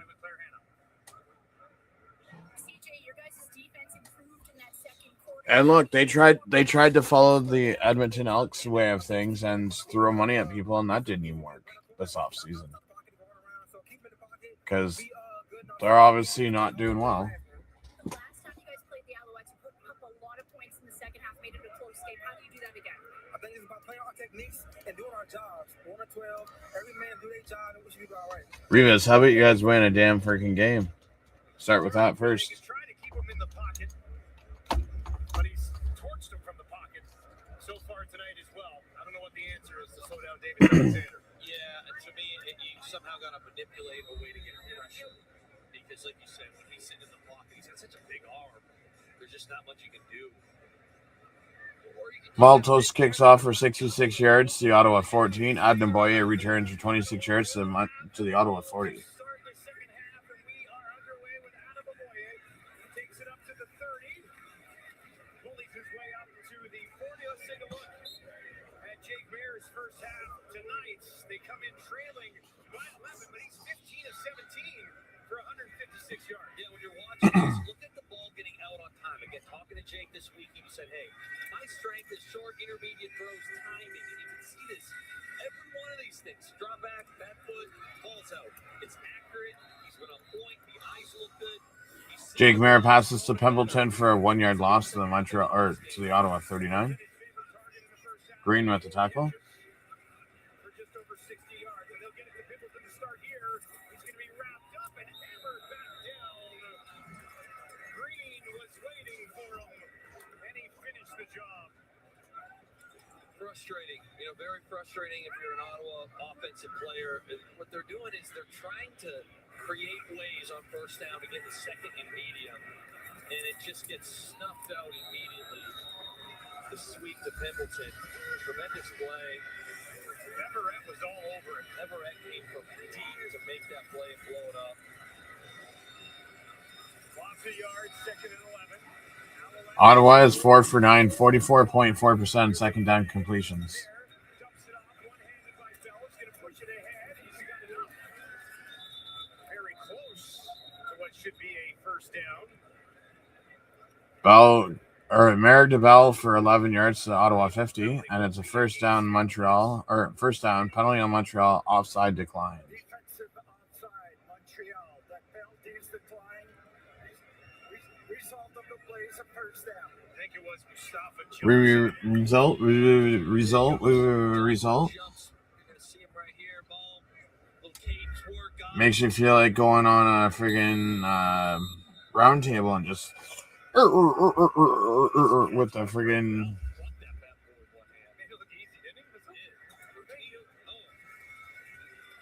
with the rhythm.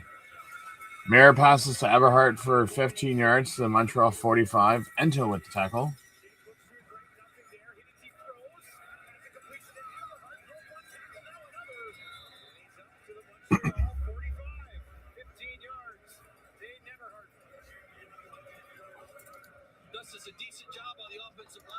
Don says, please get a touchdown this drive and make it a game. Yes, I do agree. And then you're going to watch Jake go through his reads here. So, hey, there's the pressure. Again, blocked up pretty well. Jake gets spooked a little bit. Gets back to his third, maybe his fourth read there. Finds Eberhardt. Good play. Eberhardt averaging over 120 yards in his last two games. Now they'll get it into the belly of Adam Boye. Adnan Boye rushes for 3 yards to the Montreal 42. Mustafa Johnson with the tackle. 2nd and 7. Eberhardt so far this year, the former BC Lion, has come in here, leads the team in receiving yards, leads the team in yak yards, contested catches, and deep shots 30-plus down the field. And when you have a guy that you can, I know folks are like contested catches here. First, in the CFL, he's tied for first, like 10 of 15, I believe. This guy just develops trust with your quarterback. Hey, want a bit of panic, kind of like that. Find 8, get the ball, hope he makes a play. Eberhardt out to the right for Maier. He's going to look on the other side, and Lewis hangs on to it. David Ento had a beat on him. Jake Maier passes to Eugene Lewis for 12 yards to the Montreal 30. Boschman with the tackle, so it's going to be a first down Ottawa. You know, that's one player you don't see get much passes this year is Eugene Lewis. Maier passes to Eugene Lewis, incomplete.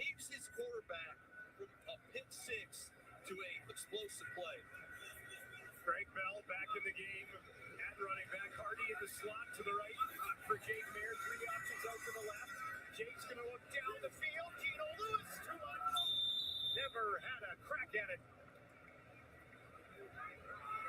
This is going to be a tough one for Gino. We're just kind of singing his praise. He's not on the same page because he's going to end up stopping the receiver. He runs and then he just kind of chills. So the ball's thrown deeper. Don't think he was expecting Jake to kind of take that shot, and that's why it looks like such a deep overthrow.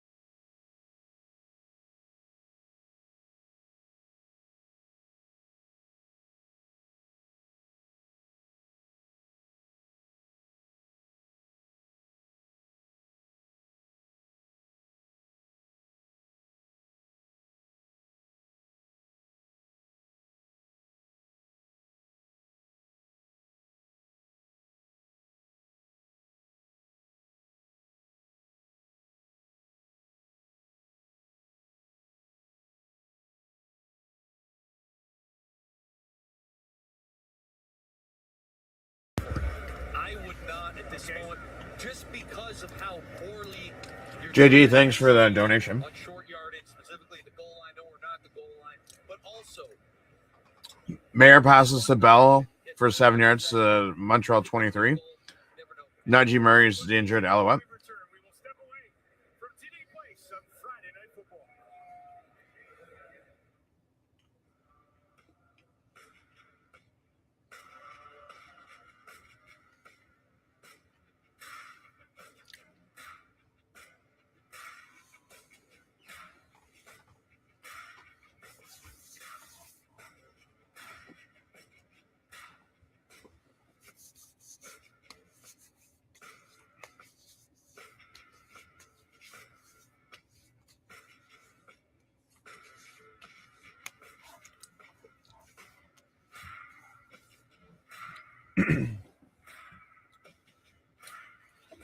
No, I was just told by the people upstairs it's 1-1 Jays and Hoffmanson.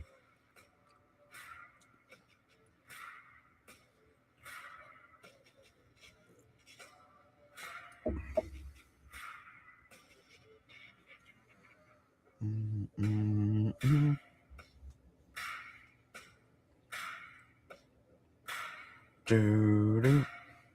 10:50 left in the third quarter. This quarter just seems like it's dragged on. Like the first quarter was so fast. This quarter's just like, kick while the dog's down.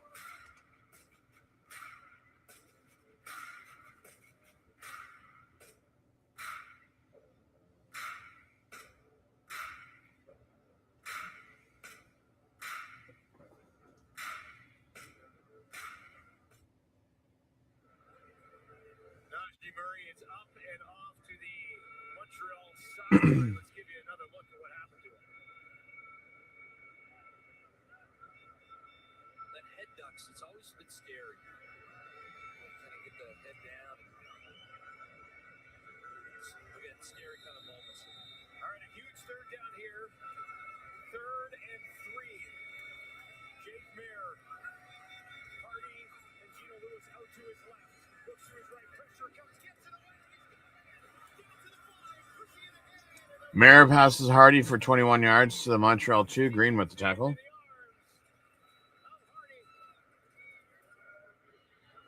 want you to watch right up top here. We got a free hitter. So as this thing comes in, Jake Mayer sees it. Boom. We're sliding right. He knows he's got to get the ball off. He's hot. He sits in there and delivers a great strike. He's got a nice matchup with Hardy kind of an in-breaking route. Jake Mayer sacked for 3 yards to the Montreal 5, so it's 2nd and 5, or 2nd and goal on 5. Don's like, come on, get the touchdown. Wow. It's the bad news Bears down here. They can't block it upright. Yeah. Again, Yeah, or he should be able to Luke Wilson, it is like the bad news Bears. You've got Canton who's, again, I know he's a back linebacker, but he's sitting on the line. Untouched. That's not how you draw it up. I get why he's yelling right now. Jake Mayer throws incomplete to Justin Hardy. 3rd and 5 at the 5. Second and goal from the Alouette 5. Bear looks to his right. Nothing there. Now goes over the middle. Broken up. Was looking for Hardy. Beveretts in the mix there defensively. Dustin, it looks like they're going again. They're going for it again. For a third down earlier, they're going again here. They're done settling for field goals. I like it. You have to. Yeah, I get it. The way your defense is played against Davis Alexander, we're going for touchdowns. What a moment. 3rd and goal from the 5. Right now, I've got 2 plays called the huddle. They are potentially alert. I'm looking to see if it's man coverage or zone, and if it's man, some sort of rubber play action. And it looks like man. 3rd and goal from the Montreal 5. Bear with pressure in his face. Gets it away. And throws an interception.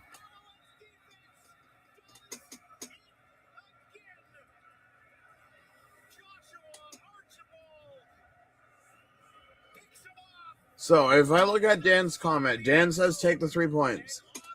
If you took the 3 points earlier and took the 3 points now, you'd be at 24-19. You'd be down by 5.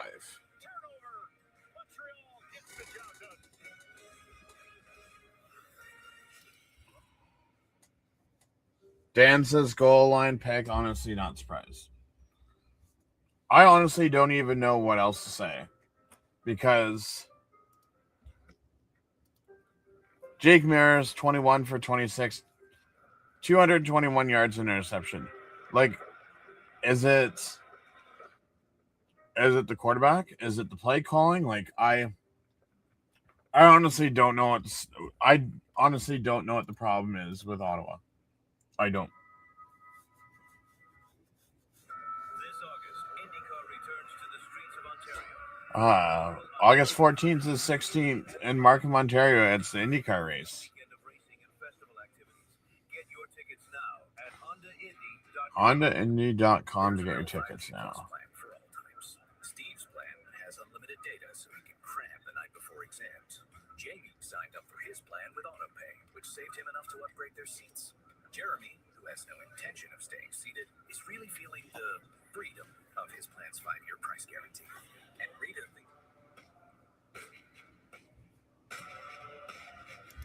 They better get a safety or something. At this point, I don't even.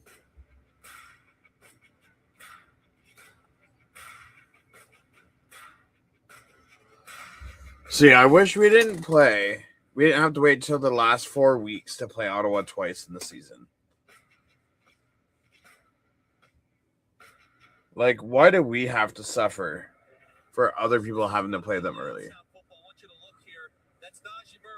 Because, I mean, I would love to see Trey Ford play against Jake Mayer. So either there's an Emmy of mental error on the offensive line, or the play design is faulted by design, which I highly doubt that was it. So once again, in a moment of need on 3rd and 5, someone on this team has made a mental error, which has cost them points. And you can blame Jake Mayer all you want, but when Najee Murray lines up on the ball, Dustin, it comes untouched. What do you want the man to do? on the ground here with Tice. Just back to Ottawa here for a second. Ottawa has gone to the Montreal 6. Tice rushes for 8 yards to the Montreal 9. 2 again. And they had to settle for field goal, interception. Dustin, as an ex-offensive player, it's my hair. I'm pulling my hair out here. And again, that was Noel Thorpe is known for complicated looks. That was not complicated. You have a linebacker on the ball. You either account for him in your Dan says, yeah, 2 free wins at the end of the season during a playoff push. That's probably better. Well, I'm still keeping my hopes up that Bo returns at the beginning of October.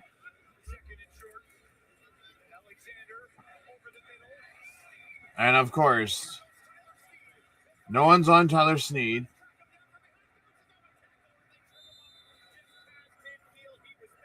And Alexander passes to Snead for 48 yards to the Ottawa 53. Demario Houston with the tackle. I wonder if this is the whole Edmonton of last year. Edmonton last year, Edmonton couldn't win worth crap. And then now this year they're doing well. I wonder if this is the 2-year plan. Maybe next year Ottawa does well and Edmonton does garbage. Alexander passes to Philpott for 16 yards to the Ottawa 37.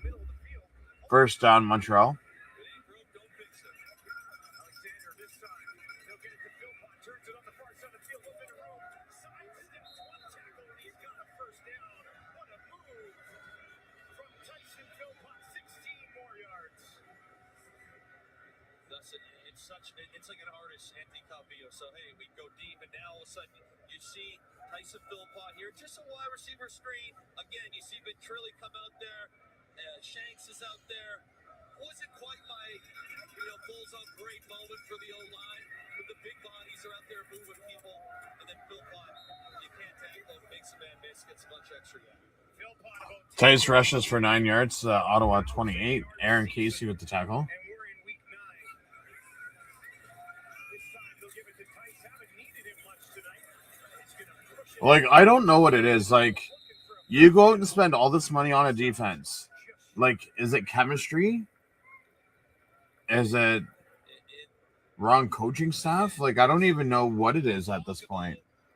As a non-primary Red Blacks fan, this is starting to piss me off. This D sucks ass. I can see why he went for it. They haven't done ish all game long. That's why I kind of... Wilson rushes for 9 yards to the Ottawa 19. This is kind of why I wished we played Ottawa early, but well, it is what it is.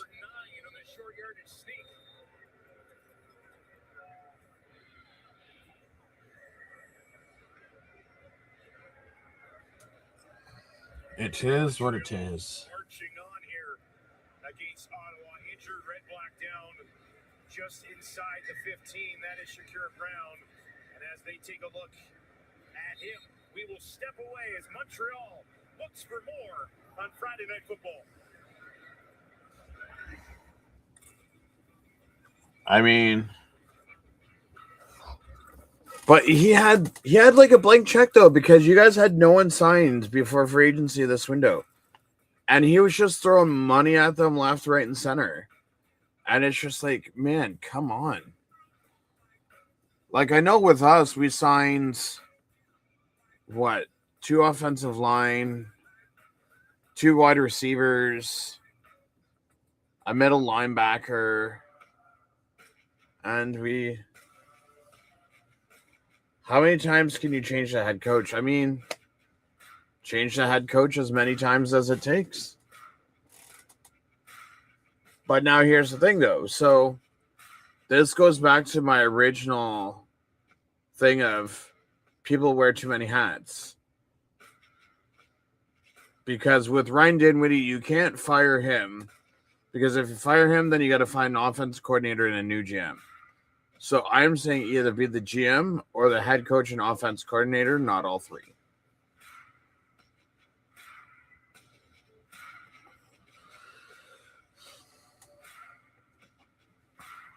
Dan, would you guys want Tommy Condell back as your OC? Because you know how that worked last year. Definitely it's not working for Winnipeg this year.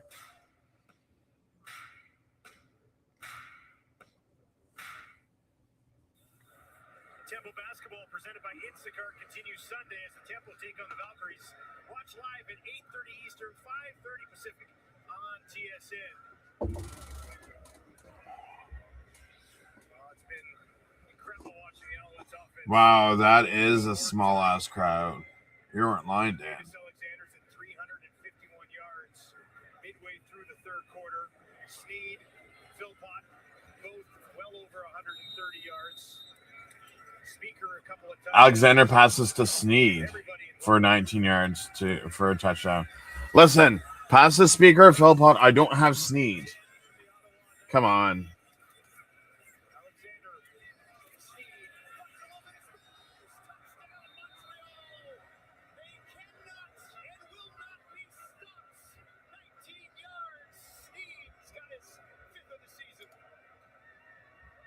$370 yards and 3 touchdowns.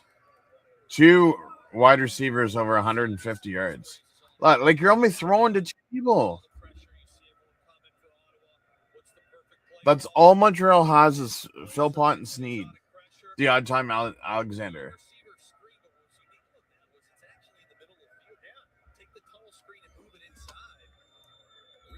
See? Take notes from Hamilton. We shut down their big three, and they have to go to the round game.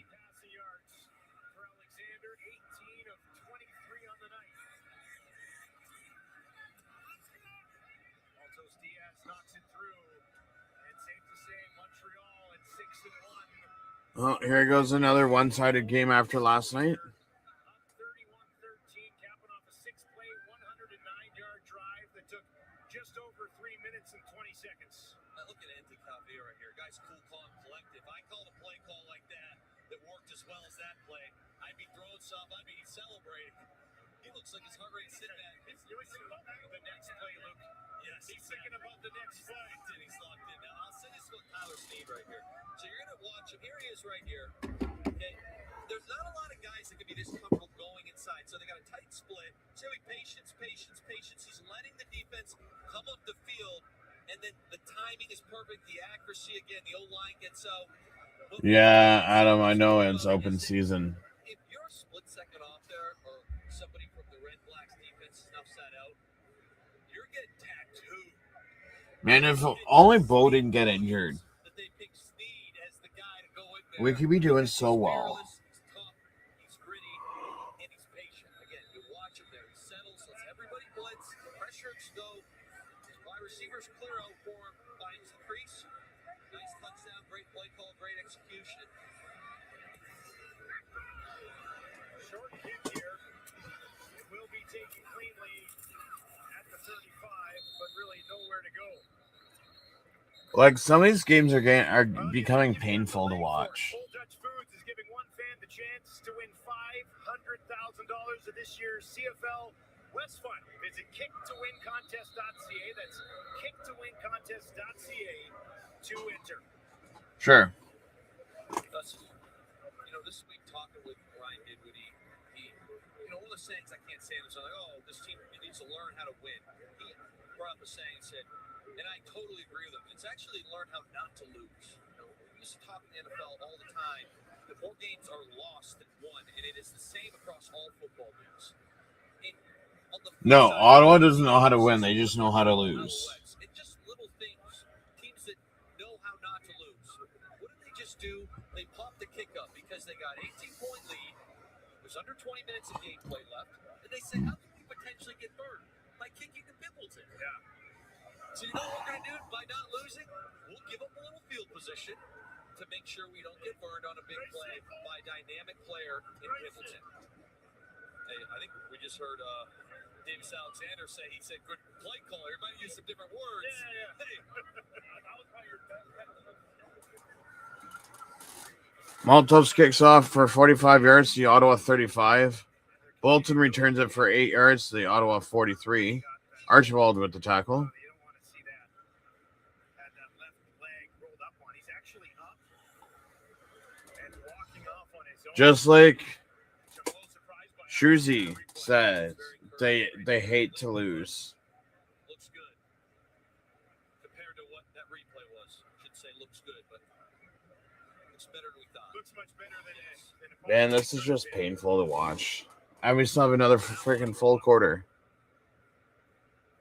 They've moved the ball tonight, but they've been stopped on the Montreal 6, the Montreal 2, and the Montreal 2, having settled for 6 points when they had the ball in the 6-2 and 2.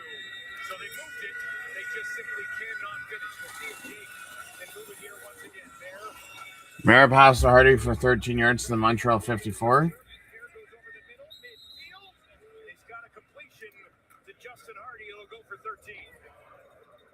If they get all the way down and they can't score a touchdown, I'm going to fucking snap.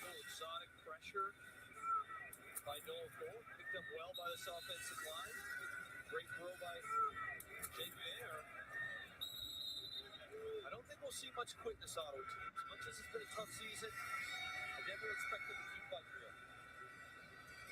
They scored 29 points in the second half against this Montreal team back in week 4.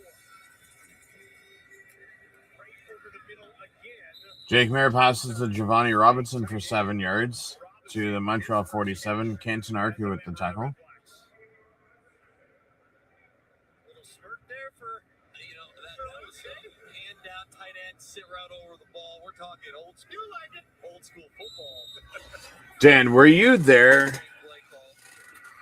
What game was it? 2019 when the Ticats won 64-14 over the Argos. Actually came across that game last night. That would have sucked to sit there and watch that game. Mayer passes to Hardy for 11 yards to Montreal 36. Najee Murray with the tackle. It's going to be a first down, Redblacks.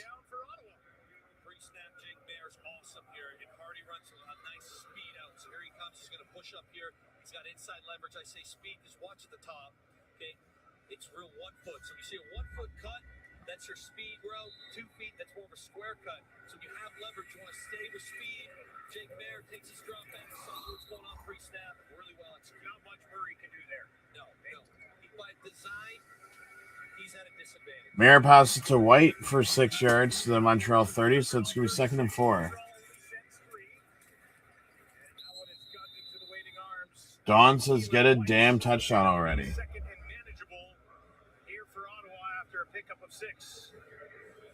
Hardy so far tonight, 5 more catches for 57 yards. And continues to sit third in franchise history. Behind Gabriel and Sinopoli. There needs 4 more. White reaches down for it. White catches a pass from Mayer for 4 yards to Montreal 26, so it'll be 3rd and inches. Just short. Yeah, it's funny, Fun Fish. Yeah, he came down and told me that it was 1-1 for Jays when Hoffman was in, probably about a half an hour, 45 minutes ago. Professionally should make those to be running that fast, the angle there, drop the hands below the waist. Nice job, White. Now Bryson Barnes into the game. Short yardage, 3rd and 1. Can he find a way through? Looks like he does. Easily got to the 25. They only needed the 26. That's interesting because they've been Here's to the man, the rich businessman buying COD. The Jays won 2 World Series in 2 months. Turning right now, like how, and it's terrible for me to say, but you just think how they're going to mess this up. Yeah. They've done the hard. Barnes rushes for 1 yard for a first down, and Micah Johnson is injured. I should say it's not just the story of the night. Story of the season for an Ottawa team that's lost by 2 points twice. Had a game that got stopped when they got stuffed. When they were going up against the Riders, that was a winnable game that they ended up losing by 5 as Mustafa Johnson gets helped off the field here. And as Luke mentioned earlier, find ways not to lose.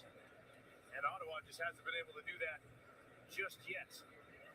The only team that started 0-6 and made the playoffs, BC Lions, back in 1969. It's a long time ago.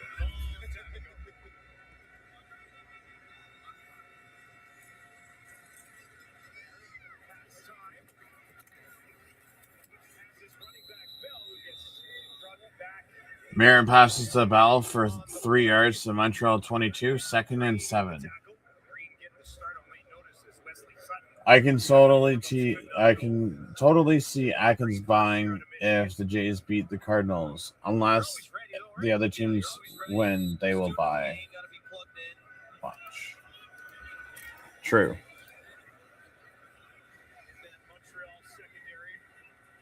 But if they buy, then it's just a waste of money and assets. Mara passes the Bell for 8 yards to Montreal 14. Najee Murray with the touchdown, or with the tackle. I was going to say with the touchdown, but it was a tackle.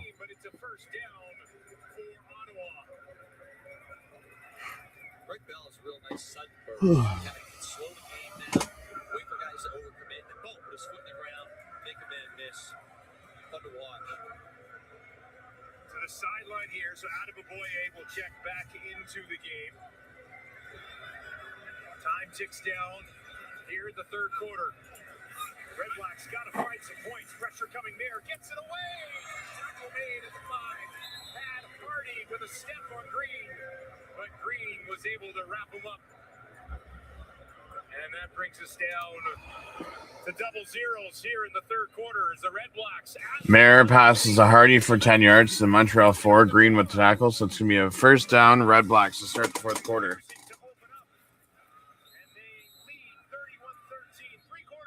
Yeah, but those big men upstairs are desperate, so.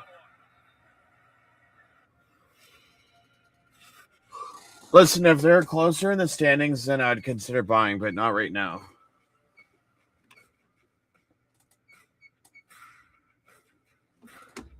My MacBook at. Oh, plug it in.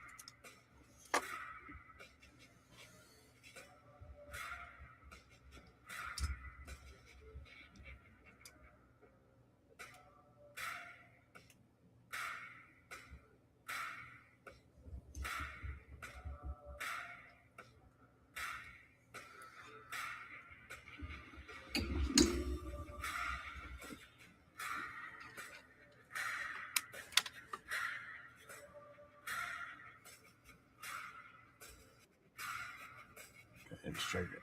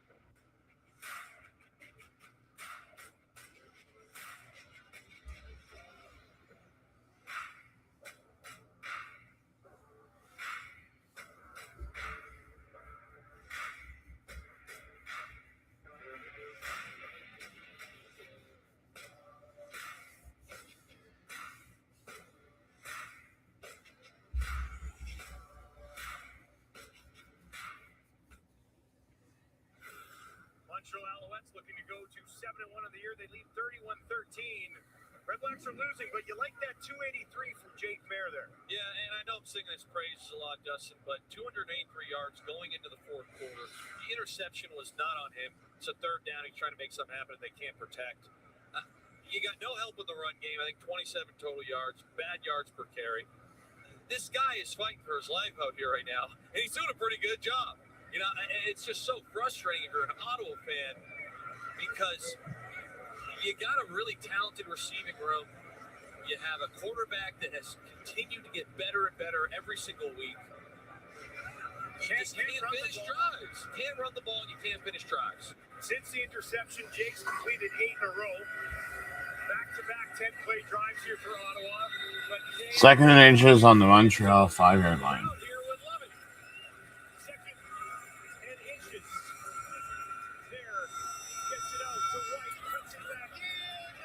Wow, and White loses a yard to the 5. Third and inches. Here we go again. I can't watch. I got to turn away. I get what they're trying to do here. Just get second and inches and struggle. You're kind of hoping feeling White can make a man miss there. So third and inches, they brought in Bryson Barnes early on this drive. Yes. He's not going to be in there now, and they are going to give us a 3rd and 1 from the gun. Somewhere the Red Claws are pointing at the screen right now. They hand it off. Nowhere to go. And it's turnover on downs for the third time. Are you kidding me? Ottawa cannot find a way. Turnover on downs. Listen, again, I'm going to highlight, I believe it's Archibald. Okay, we're going to look at him here. He's sitting on the line. He's sitting on the line, Dustin. This time it's a defensive lineman. Here we are. Pretty sure this is it. Let's just roll it. Who's blocking him, Dustin?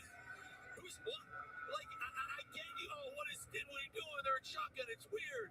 You expect your players to be able to block a defensive lineman who is on the line of scrimmage. Like, I'm losing. I cannot even fathom what I just watched. I can't fathom. Now, if it's 3rd and inches, I do think it's ridiculous to be lined up. I agree. I agree with you with that. Here's Alexander. Bouncing around the pocket all the time in the world. Now he's flushed out to his right. On the run. He's just going to keep it in motion. He's going to throw it away. It looked like he was ready to step out of bounds. Dustin, I want to go back. I agree. I hate the idea of being in shotgun. I do. But it Greg Val rushes for. Oh, fits. I'm so When behind. you draw something up and you don't block, it's out D-lineman. And you're running right at it. This wasn't like, oh, it's backside. We're not. No. Like, this is a rollback play. No, Nielsen. No. I just watched. I'm losing my mind. You know, he blocked him. To the 6, to the 2, to the 2, to the 5. And they have 6 points to show for it. 2nd and 10. Alexander. And he ducks that one in there to Sneed. And Davis is creeping up towards a 400-yard evening. This is a missile right here. Tight window. Ripped it in there. I'm still losing my mind. Season high for Sneed. He's had a heck of a night. That one goes for 17. Think about Redblacks fans. You watch this season unfold the way it's unfolded. And then to watch Jake Mayer, I mean, it's going to be well over 300 yards probably by the end of the game. And you settled for 2 chip shot field goals. Dustin, again, I'll get over it, I promise you, but I'm legitimately dumbfounded. If Ottawa was the team that was coming off the short week, I'd be like, maybe we could place a little bit on preparation. Ottawa is the team coming off a bye. Montreal's on the short week. Correct. Montreal with the Sunday, Friday matchup here. And they'll go on the ground, straight up the middle. And they haven't used them a lot tonight. Titus rushes for 8 yards to Montreal 32. Rivas with the tackle.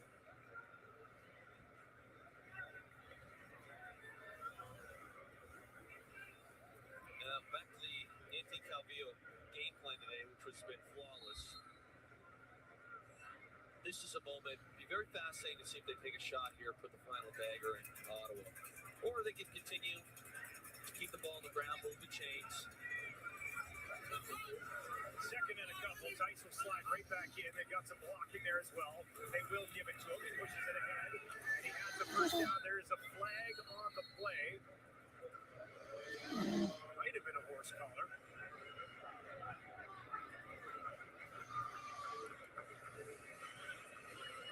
Major foul.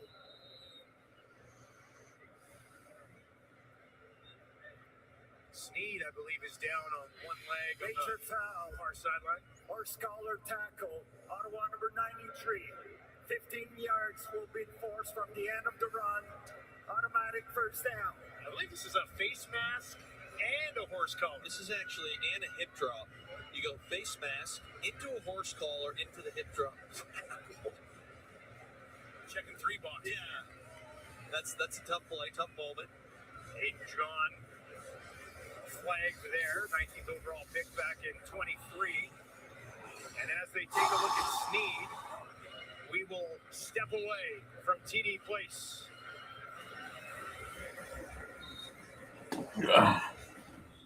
This game's just painful to watch now.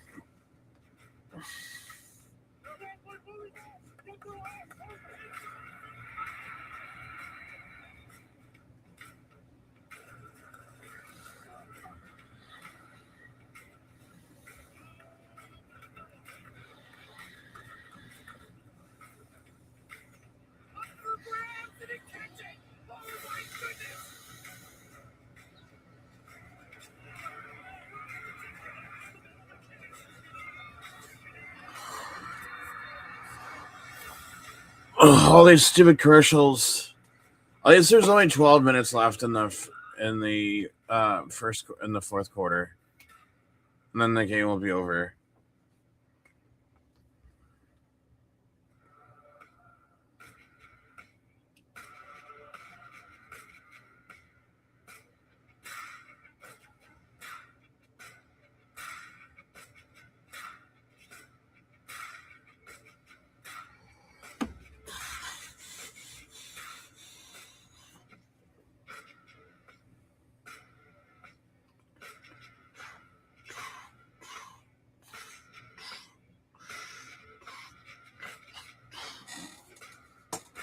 Oh my lord. I can hurry up and close and end this game already, please. Welcome back to Ottawa. The 2026 World Flag Championships are coming up. There's the schedule for both the men and the women in Dusseldorf, Germany. I was wondering if you could pronounce that. That sounded pretty good. I thought I had pulled it off. Huh? Yeah, I bet they have some great beer there. We've got some Football Canada VIPs. Eva Havaris, the CEO of Football Canada, in the house. And Joanne Pollock, chair of the board, GM of the Rough Riders, Ottawa Rough Riders, back from 89 to 91. I wonder what she would say about this team. Find Philpott. He's 10 yards away. Now he's 2 yards away from a 1,000-yard season. If he used to get 2 more yards and hit 1,000 yards tonight, he would tie the CFL record. Don't care about that CFL record, to be honest. To hit 1,000 yards. That's the type of year this guy's having. And you said a fewest game. Alexander passes to Philpott for 8 yards to Ottawa 49, sorry. And then Tice rushes for 9 yards to Ottawa 40.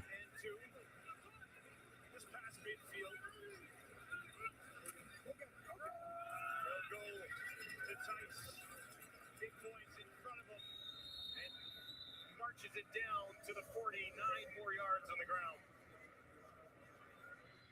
Just a sea of white pushing bodies. No kidding. Watch the intensity in this run. So he presses up, makes a cut here. But this is where you just hungry, man. Boom, hits there, keeps the legs pumping. We're jumping out of this thing. Just toughness jumps off the film. Montreal's offense, first in the league, averaging 443. Tice rushes for 8 yards to Ottawa 32. Cormier with the tackle. Ridiculous start offensively in their season. Now back on the ground again. And this is Tice time here for Montreal as they look to seal one away against Ottawa. If you're a Montreal fan right now, I believe Tyler Sneed is walking back into the huddle. So you're happy about that? And on 2nd and 2 here, they left Donnie Ventrelli. You know, he's in all the time, but they left him at tight end. I believe they left Sage Dockstader in here. So it'll be interesting to see if they hand the ball off or if they go with this deep in-cutting route with the off play action, which has done a lot today. Montreal 2nd and 2 from the Ottawa 32.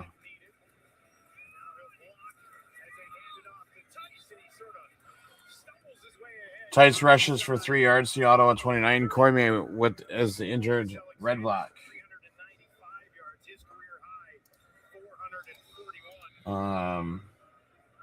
Okay, so that. This is comical. Blue Jays won 2 in a row. World Series, here we come. I mean, any points has this dude showed up? I don't know, Dan. This game is just looking dreadful every time I go to sit here and watch it. That's what he came off the conversation to me as. Just a football guy. Well, that's what I believe I asked Davis Alexander. I said, give me one word to describe Tyson. And that's what he said. He's a football player. Yeah. And it's 2 words, technically, but football player. Tough, runs hard, good pass pro, catch the ball, does it all. He'll stand in behind his quarterback here, 1st and 10. They're throwing.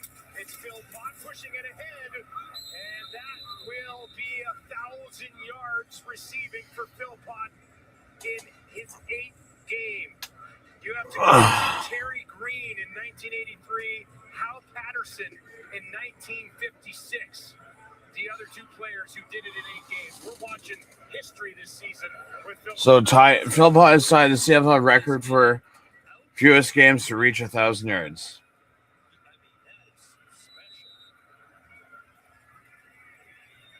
And you can use him in so many different ways in the offense as well. There's the ball. 1,000 yards already for Philpott. That's nuts. Davis Alexander, end zone, wide open.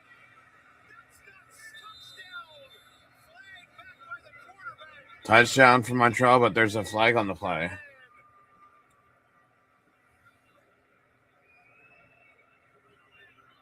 Holding Montreal number 59. Then you have penalty. We're going to replay second down. Second touchdown wiped off the board by a penalty for Montreal tonight. So we'll check it out here. This is who they call it on. Watch now. Good punch there.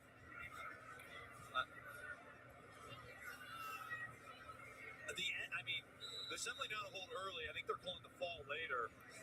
The ball's already thrown. That's another tough one. I do understand the throw. It had no effect on the play. And then Alexander throws the speaker offside, declined. That's the third of his career. More flags here. Looks down towards the end zone again, and that one will be incomplete. He's trying to find Speaker, who already has 2 touchdowns in this game, but there is a flag. Offensive offside. Montreal number 85. That penalty is declined. It will be third down. Tyler Snead, second time he's been offside in this game. He'll probably be okay with it. He's got 174 yards and a touchdown. You can let that one slide, maybe? Yeah, I'd say so.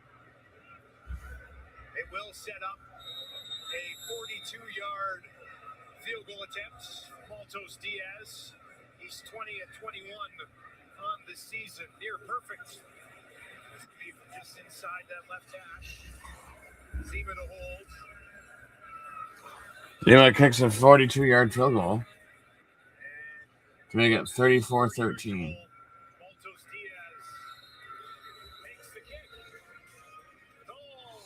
So you know what sucks though? The thing that sucks is Montreal plays Ottawa 3 times. Every year. 3 times. And of those 3 times, Montreal's like, oh well, we can beat these guys. We beat them the first week or whatever. We're gonna play them this week, and then we got one more game in the regular season. It's like, well, there's an automatic 3 games.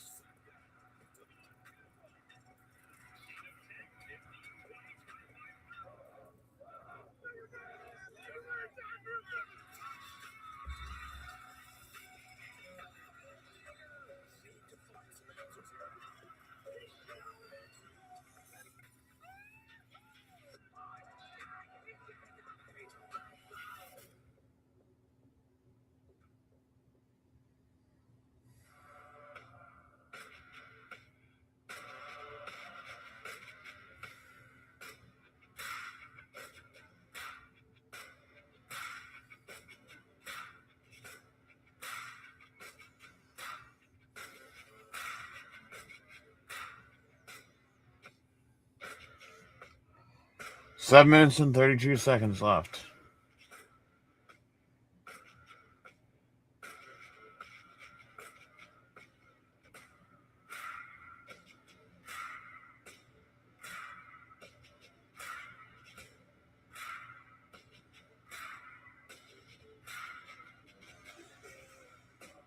Time now for the Fisher Investment stat of the game. And we're calling it the Dirty Dozen. 12 straight losses in the regular season. 12 straight losses versus Montreal. 12 straight home losses versus Montreal as well. Not to pile on, but that's tough. That's real tough. Uh-oh. The paper bags are out. Oh, man. I grew up a Detroit Lions fan, being from Windsor. And those are very common when I was a child. I also grew up a Detroit Lions fan. Hated my life for about 30 years. There. Eberhardt Everhart spins off a tackle. Does enough there, I think, to get the first down.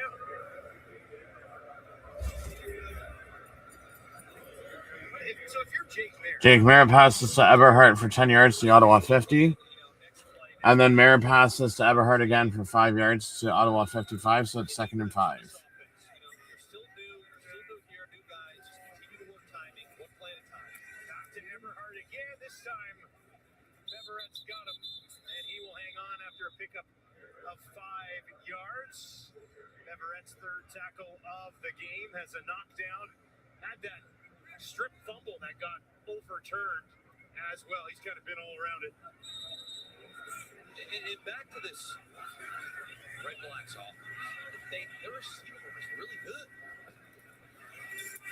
There's Lewis. He's got it. Looks like he'll be Mayer passes to Eugene Lewis for 4 yards to the Montreal 51. Robert Kennedy with the tackle. And it's going to be yet another one for Robert Kennedy III. Mayer rushes for 0 yards to the Montreal 49. Berglund with the tackle, but it's a first down for Ottawa.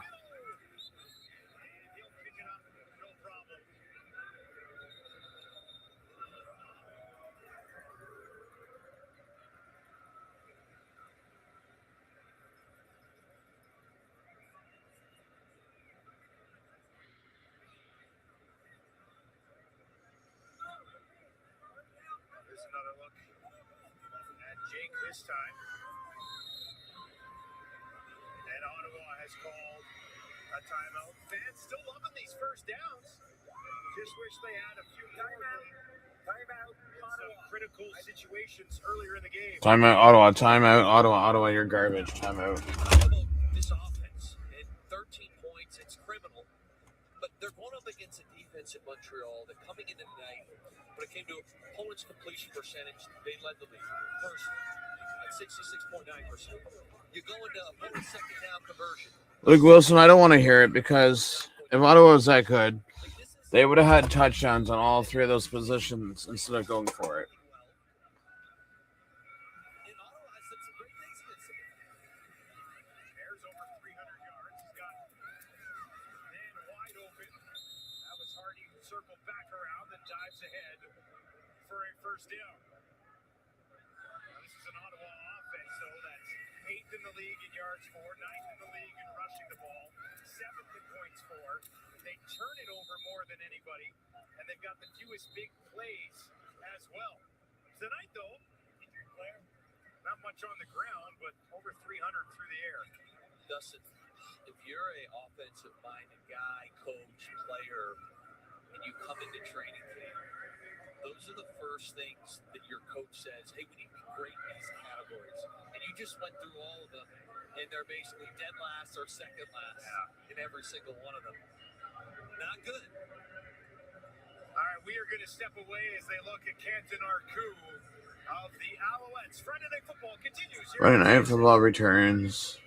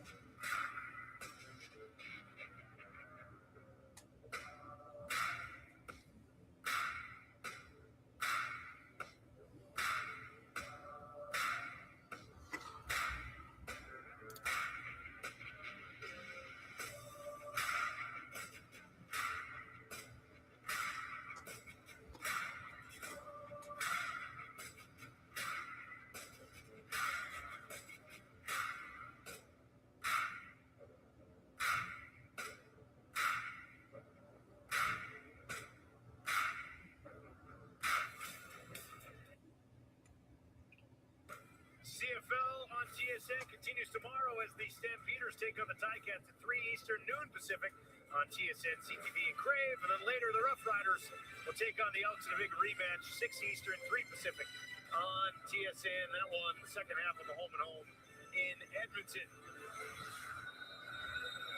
Couple big matchups tomorrow. Here, Hardy again. And the ball comes out. He looks like he's hurt. It's picked up by Oh, another touchdown. the other way. Jamon Green, touchdown, Alouettes. Pick six. Wide open.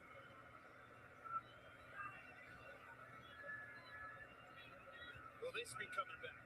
Was he down before that ball popped out? It's really fascinating. I also think Hardy got hit directly in the man. We'll see it. Perhaps it's a bang play.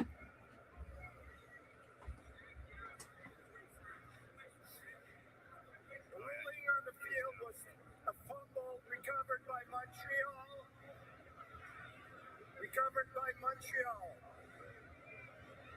As a fumble, the play will be reviewed. Well, we'll give you a few more looks at it. Dustin, this is like a WWE clothesline here. Ready? Ooh. That wasn't it? Yeah. But now, as far as the knee going down, He was trying to punch it out. Is that why the swing came in there so hard? Kind of grabbed his face mask at the same time. Again, I'm not a defensive guy, but sometimes I wonder, that's got to hurt your arm more. I do think we're down here, though. All right, they took a quick look at it. Let's send it back down to the field for the official ruling here.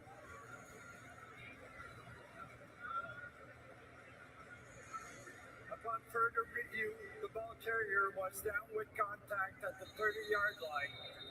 It will be second down. Oh, that's the second time that they've scored a touchdown and that they've called it back because the player was down. All right, Montreal has thrown a challenge flag here. Montreal's now throwing a challenge flag, and Hardy's going in the white tent. To see if he was down. And then you're going to challenge the review. That's a competitor.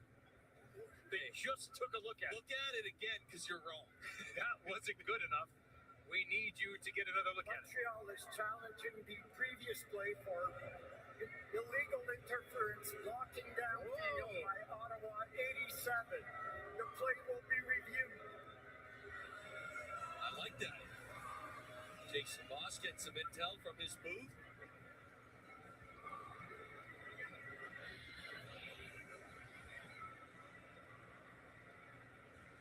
So they're going to challenge this right there.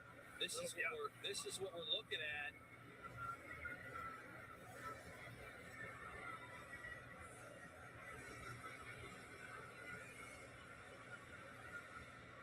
Give you a couple more looks at this. It's really a timing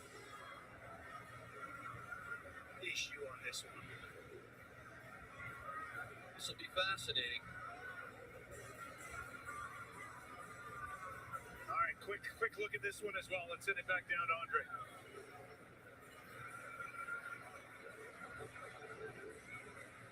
Upon further review, there was illegally blocking downfield by Ottawa 87. This is a 10-yard penalty from the previous line of scrimmage, and we're going to replay first down. I agree with that assessment. It looks like it's a great job by Jason Moss or whoever's in his booth to find that. But by the letter of the law, you do need to wait for your receiver to catch the ball before you engage in any contact. That one view you showed, you can kind of see he's pushing right away. Little push, yeah. So that's a legitimate call. So after it's all said and done. So it's 1st and 20 at the Montreal 49, and Mayer throws incomplete to Greg Bell. For the Redblacks, 5.5 to play here on Friday Night Football. Doubleheader coming up tomorrow on TSN. 13 straight completions for Jake Mayer. Dumps it off to his running back who had a one-hander earlier in the game. Could not get the job done with one hand there. Second and long. Yeah, Dustin, in a situation like this, 2nd and 20. Mayor rushes for 9 yards. To get a first down. Like, what are we doing? Plays are designed to get somebody open 20 yards down the field. 2nd and 20. Mayer looks to his left. Now he's going to take off up the middle. And Jake Mayer will be tracked down from behind. And that'll be 3rd and long. Let's check fantasy. Ryan Dinwiddie's keeping the 56 points. They're still competing. Ooh. Jake Mayer does not take off from the pocket very often. He'll throw from it here on the 3rd and 11. Montreal only sends 3. Drops everybody else. Down the field. Incomplete. Turnover on downs. Looks like he's frustrated. Thought he should have had it. Yeah, he should's got to catch that. So Montreal breaks 3, drops 9. You can't save this season even if you went on a large winning streak. Outside, it comes in. And the throw is low there because Jake is trying to protect him. Kind of slide under that thing. That's what Hardy's going to want back. Like, I don't even know what you could do to save the season. Targets tonight. Team leading 77 yards. And he'll head back to the sidelines. Montreal gets the ball back with about 4 minutes to play, and they lead by 21. Davis Alexander, smack dab on 400 yards. Now they'll hand it off to the backup running back, Rashawn Baker. He's had a couple of touches tonight. That's his 3rd carry of the game. Goes for about a yard. Timeout, Ottawa. Timeout, please reset the game clock to read 3 minutes and 55 seconds. This will make it 5 wins in a row for Montreal. They head home next weekend to take on Edmonton. Just a battle of the from the West versus first place in the East. And I know that there's, and I've been one of those guys, the West is obviously a much tougher division. But that shouldn't take anything away from this Montreal team because they are, across the board, a tremendous football team. They got a great offensive line. Travis Tice running the ball right now has been phenomenal. Receiver, we talked about all night. Quarterbacks and MOP it. Defensively, they do a lot of great things. 2nd and 9 for Davis. Looking for Philpott. He's got him at the 50. And he can tack on a few more for Philpott. How about 20? Alexander passes to Philpott for 20 yards to the Ottawa 49. And we talk about offensive line. Again, look at the protection. Really nice. Little clear out inside and coming underneath is Philpott. They certainly make it look easy, too. Philpott in the week 4 meeting between these two clubs had 198 yards. You say, oh, I never knew that again. He's at 182 right now. 182, and there's still 3 minutes left. Broke the first tackle, pushes it ahead for a pickup of about 3 yards on the play as the clock ticks down to 3 minutes. Here in the Like, I wouldn't even know what to do. Ryan Baker rushes for 3 yards to the Ottawa 46. 2nd and 7.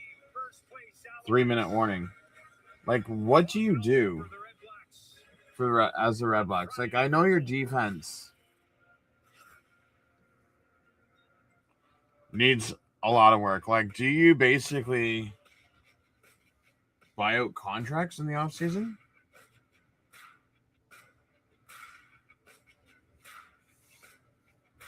Like, I don't even know what to do.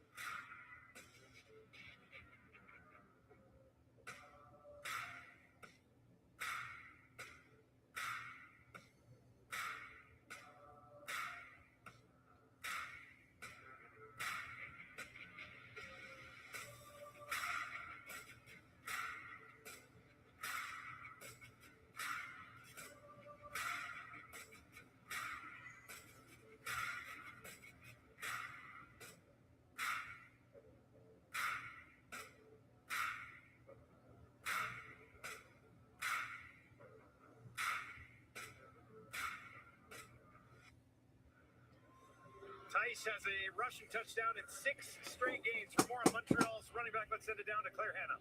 Yeah, Dustin, I asked Travis Tice about that, and I was trying to get him to brag about his performances recently, but he wouldn't take the bait, just giving credit to his offensive core, saying the receivers are so good. They have so much coverage in the secondary. It opens up things in the box for him.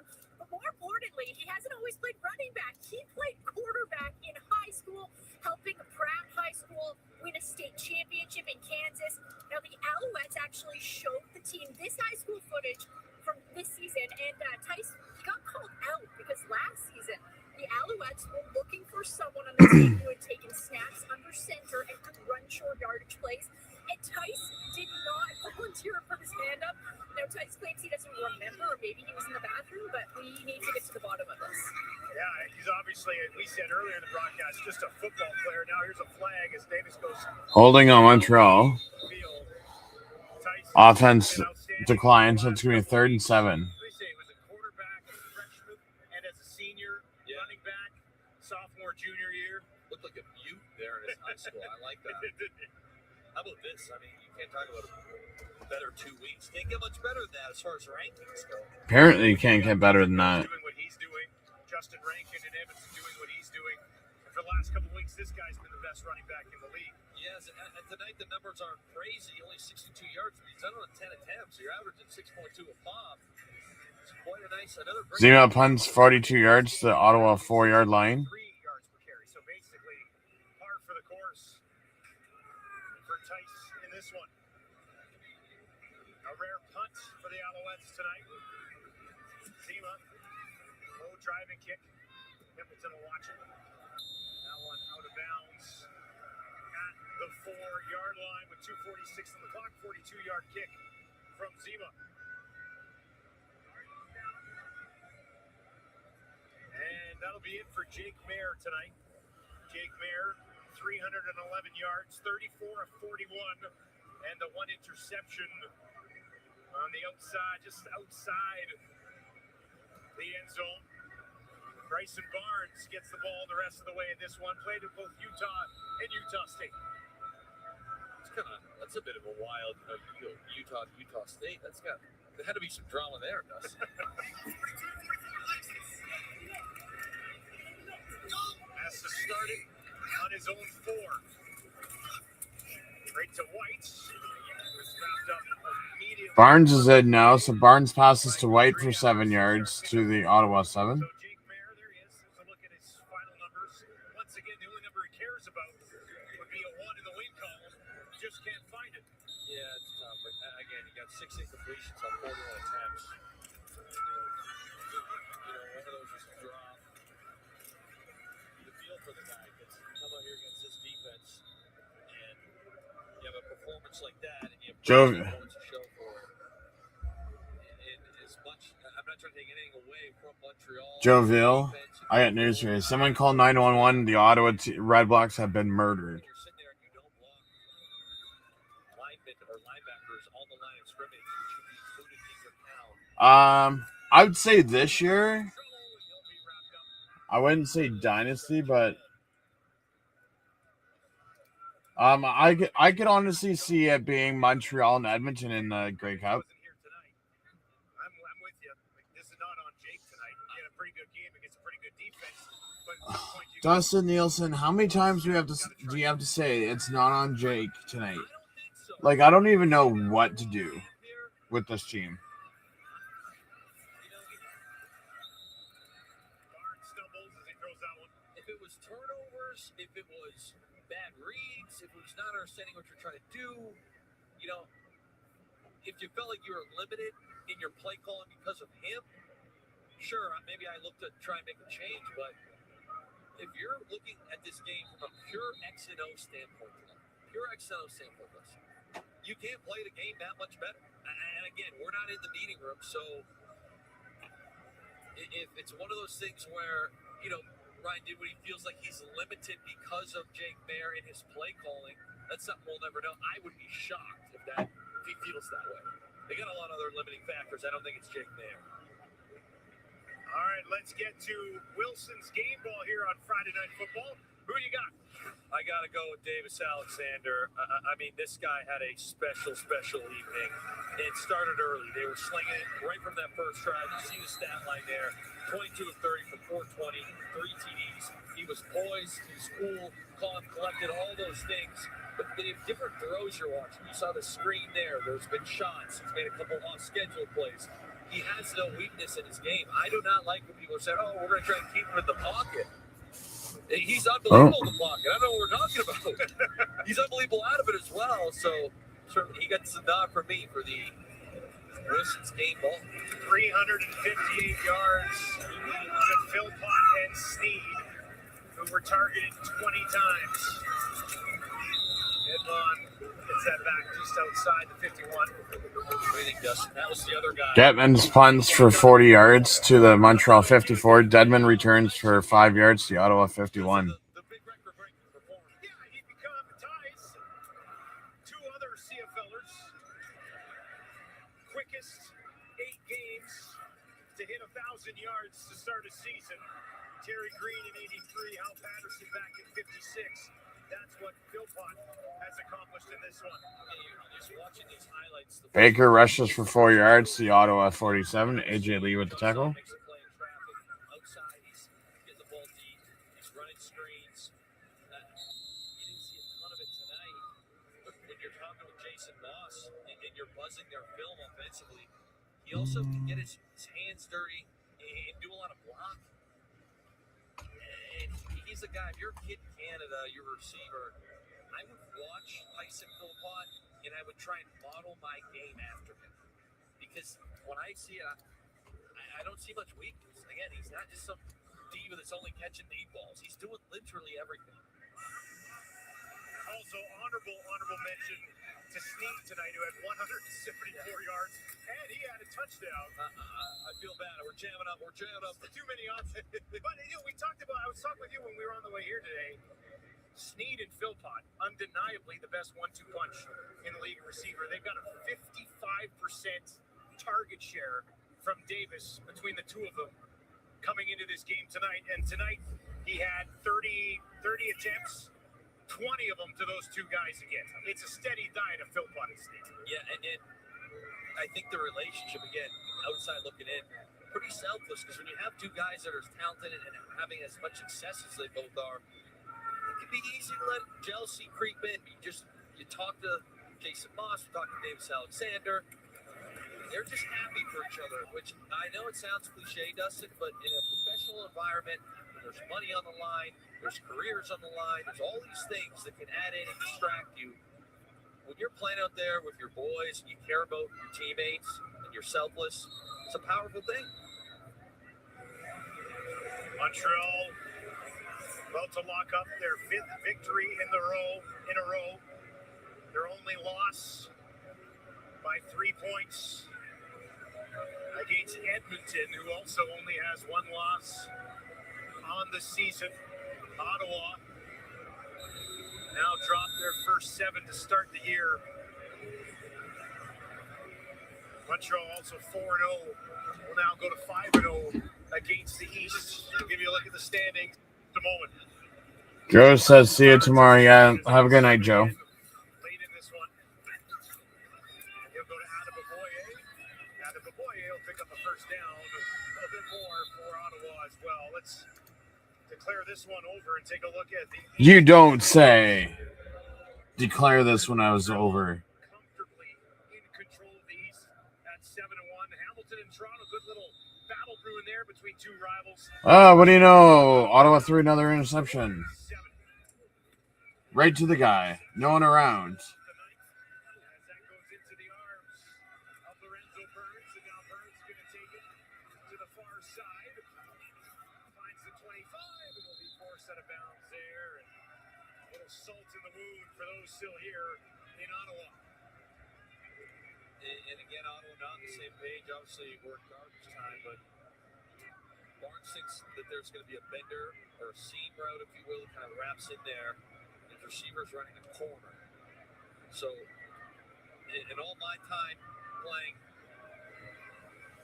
corners don't generally convert into benders. in breaking route. That's generally not a conversion. Could be, I guess. But another mental error by the Ottawa offense.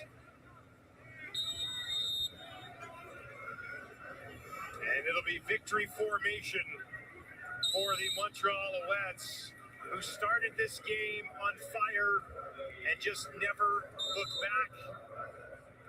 Dominated all three sides of the football tonight. Offense, defense, special teams as well. What's scary about Montreal, if you're a fan of this league, is until tonight, and I kind of brought this up, to Jason Moss this week when we talked to him. I didn't think they had played near their best ball. Like, they played well, don't get me wrong. But when you watch the film, I'm like, a couple things they can really clean up still. It's not like they're playing out of their mind. He agreed with you, and he did. Yeah. And Well, the game's over. I'm going to go head over to the analyst desk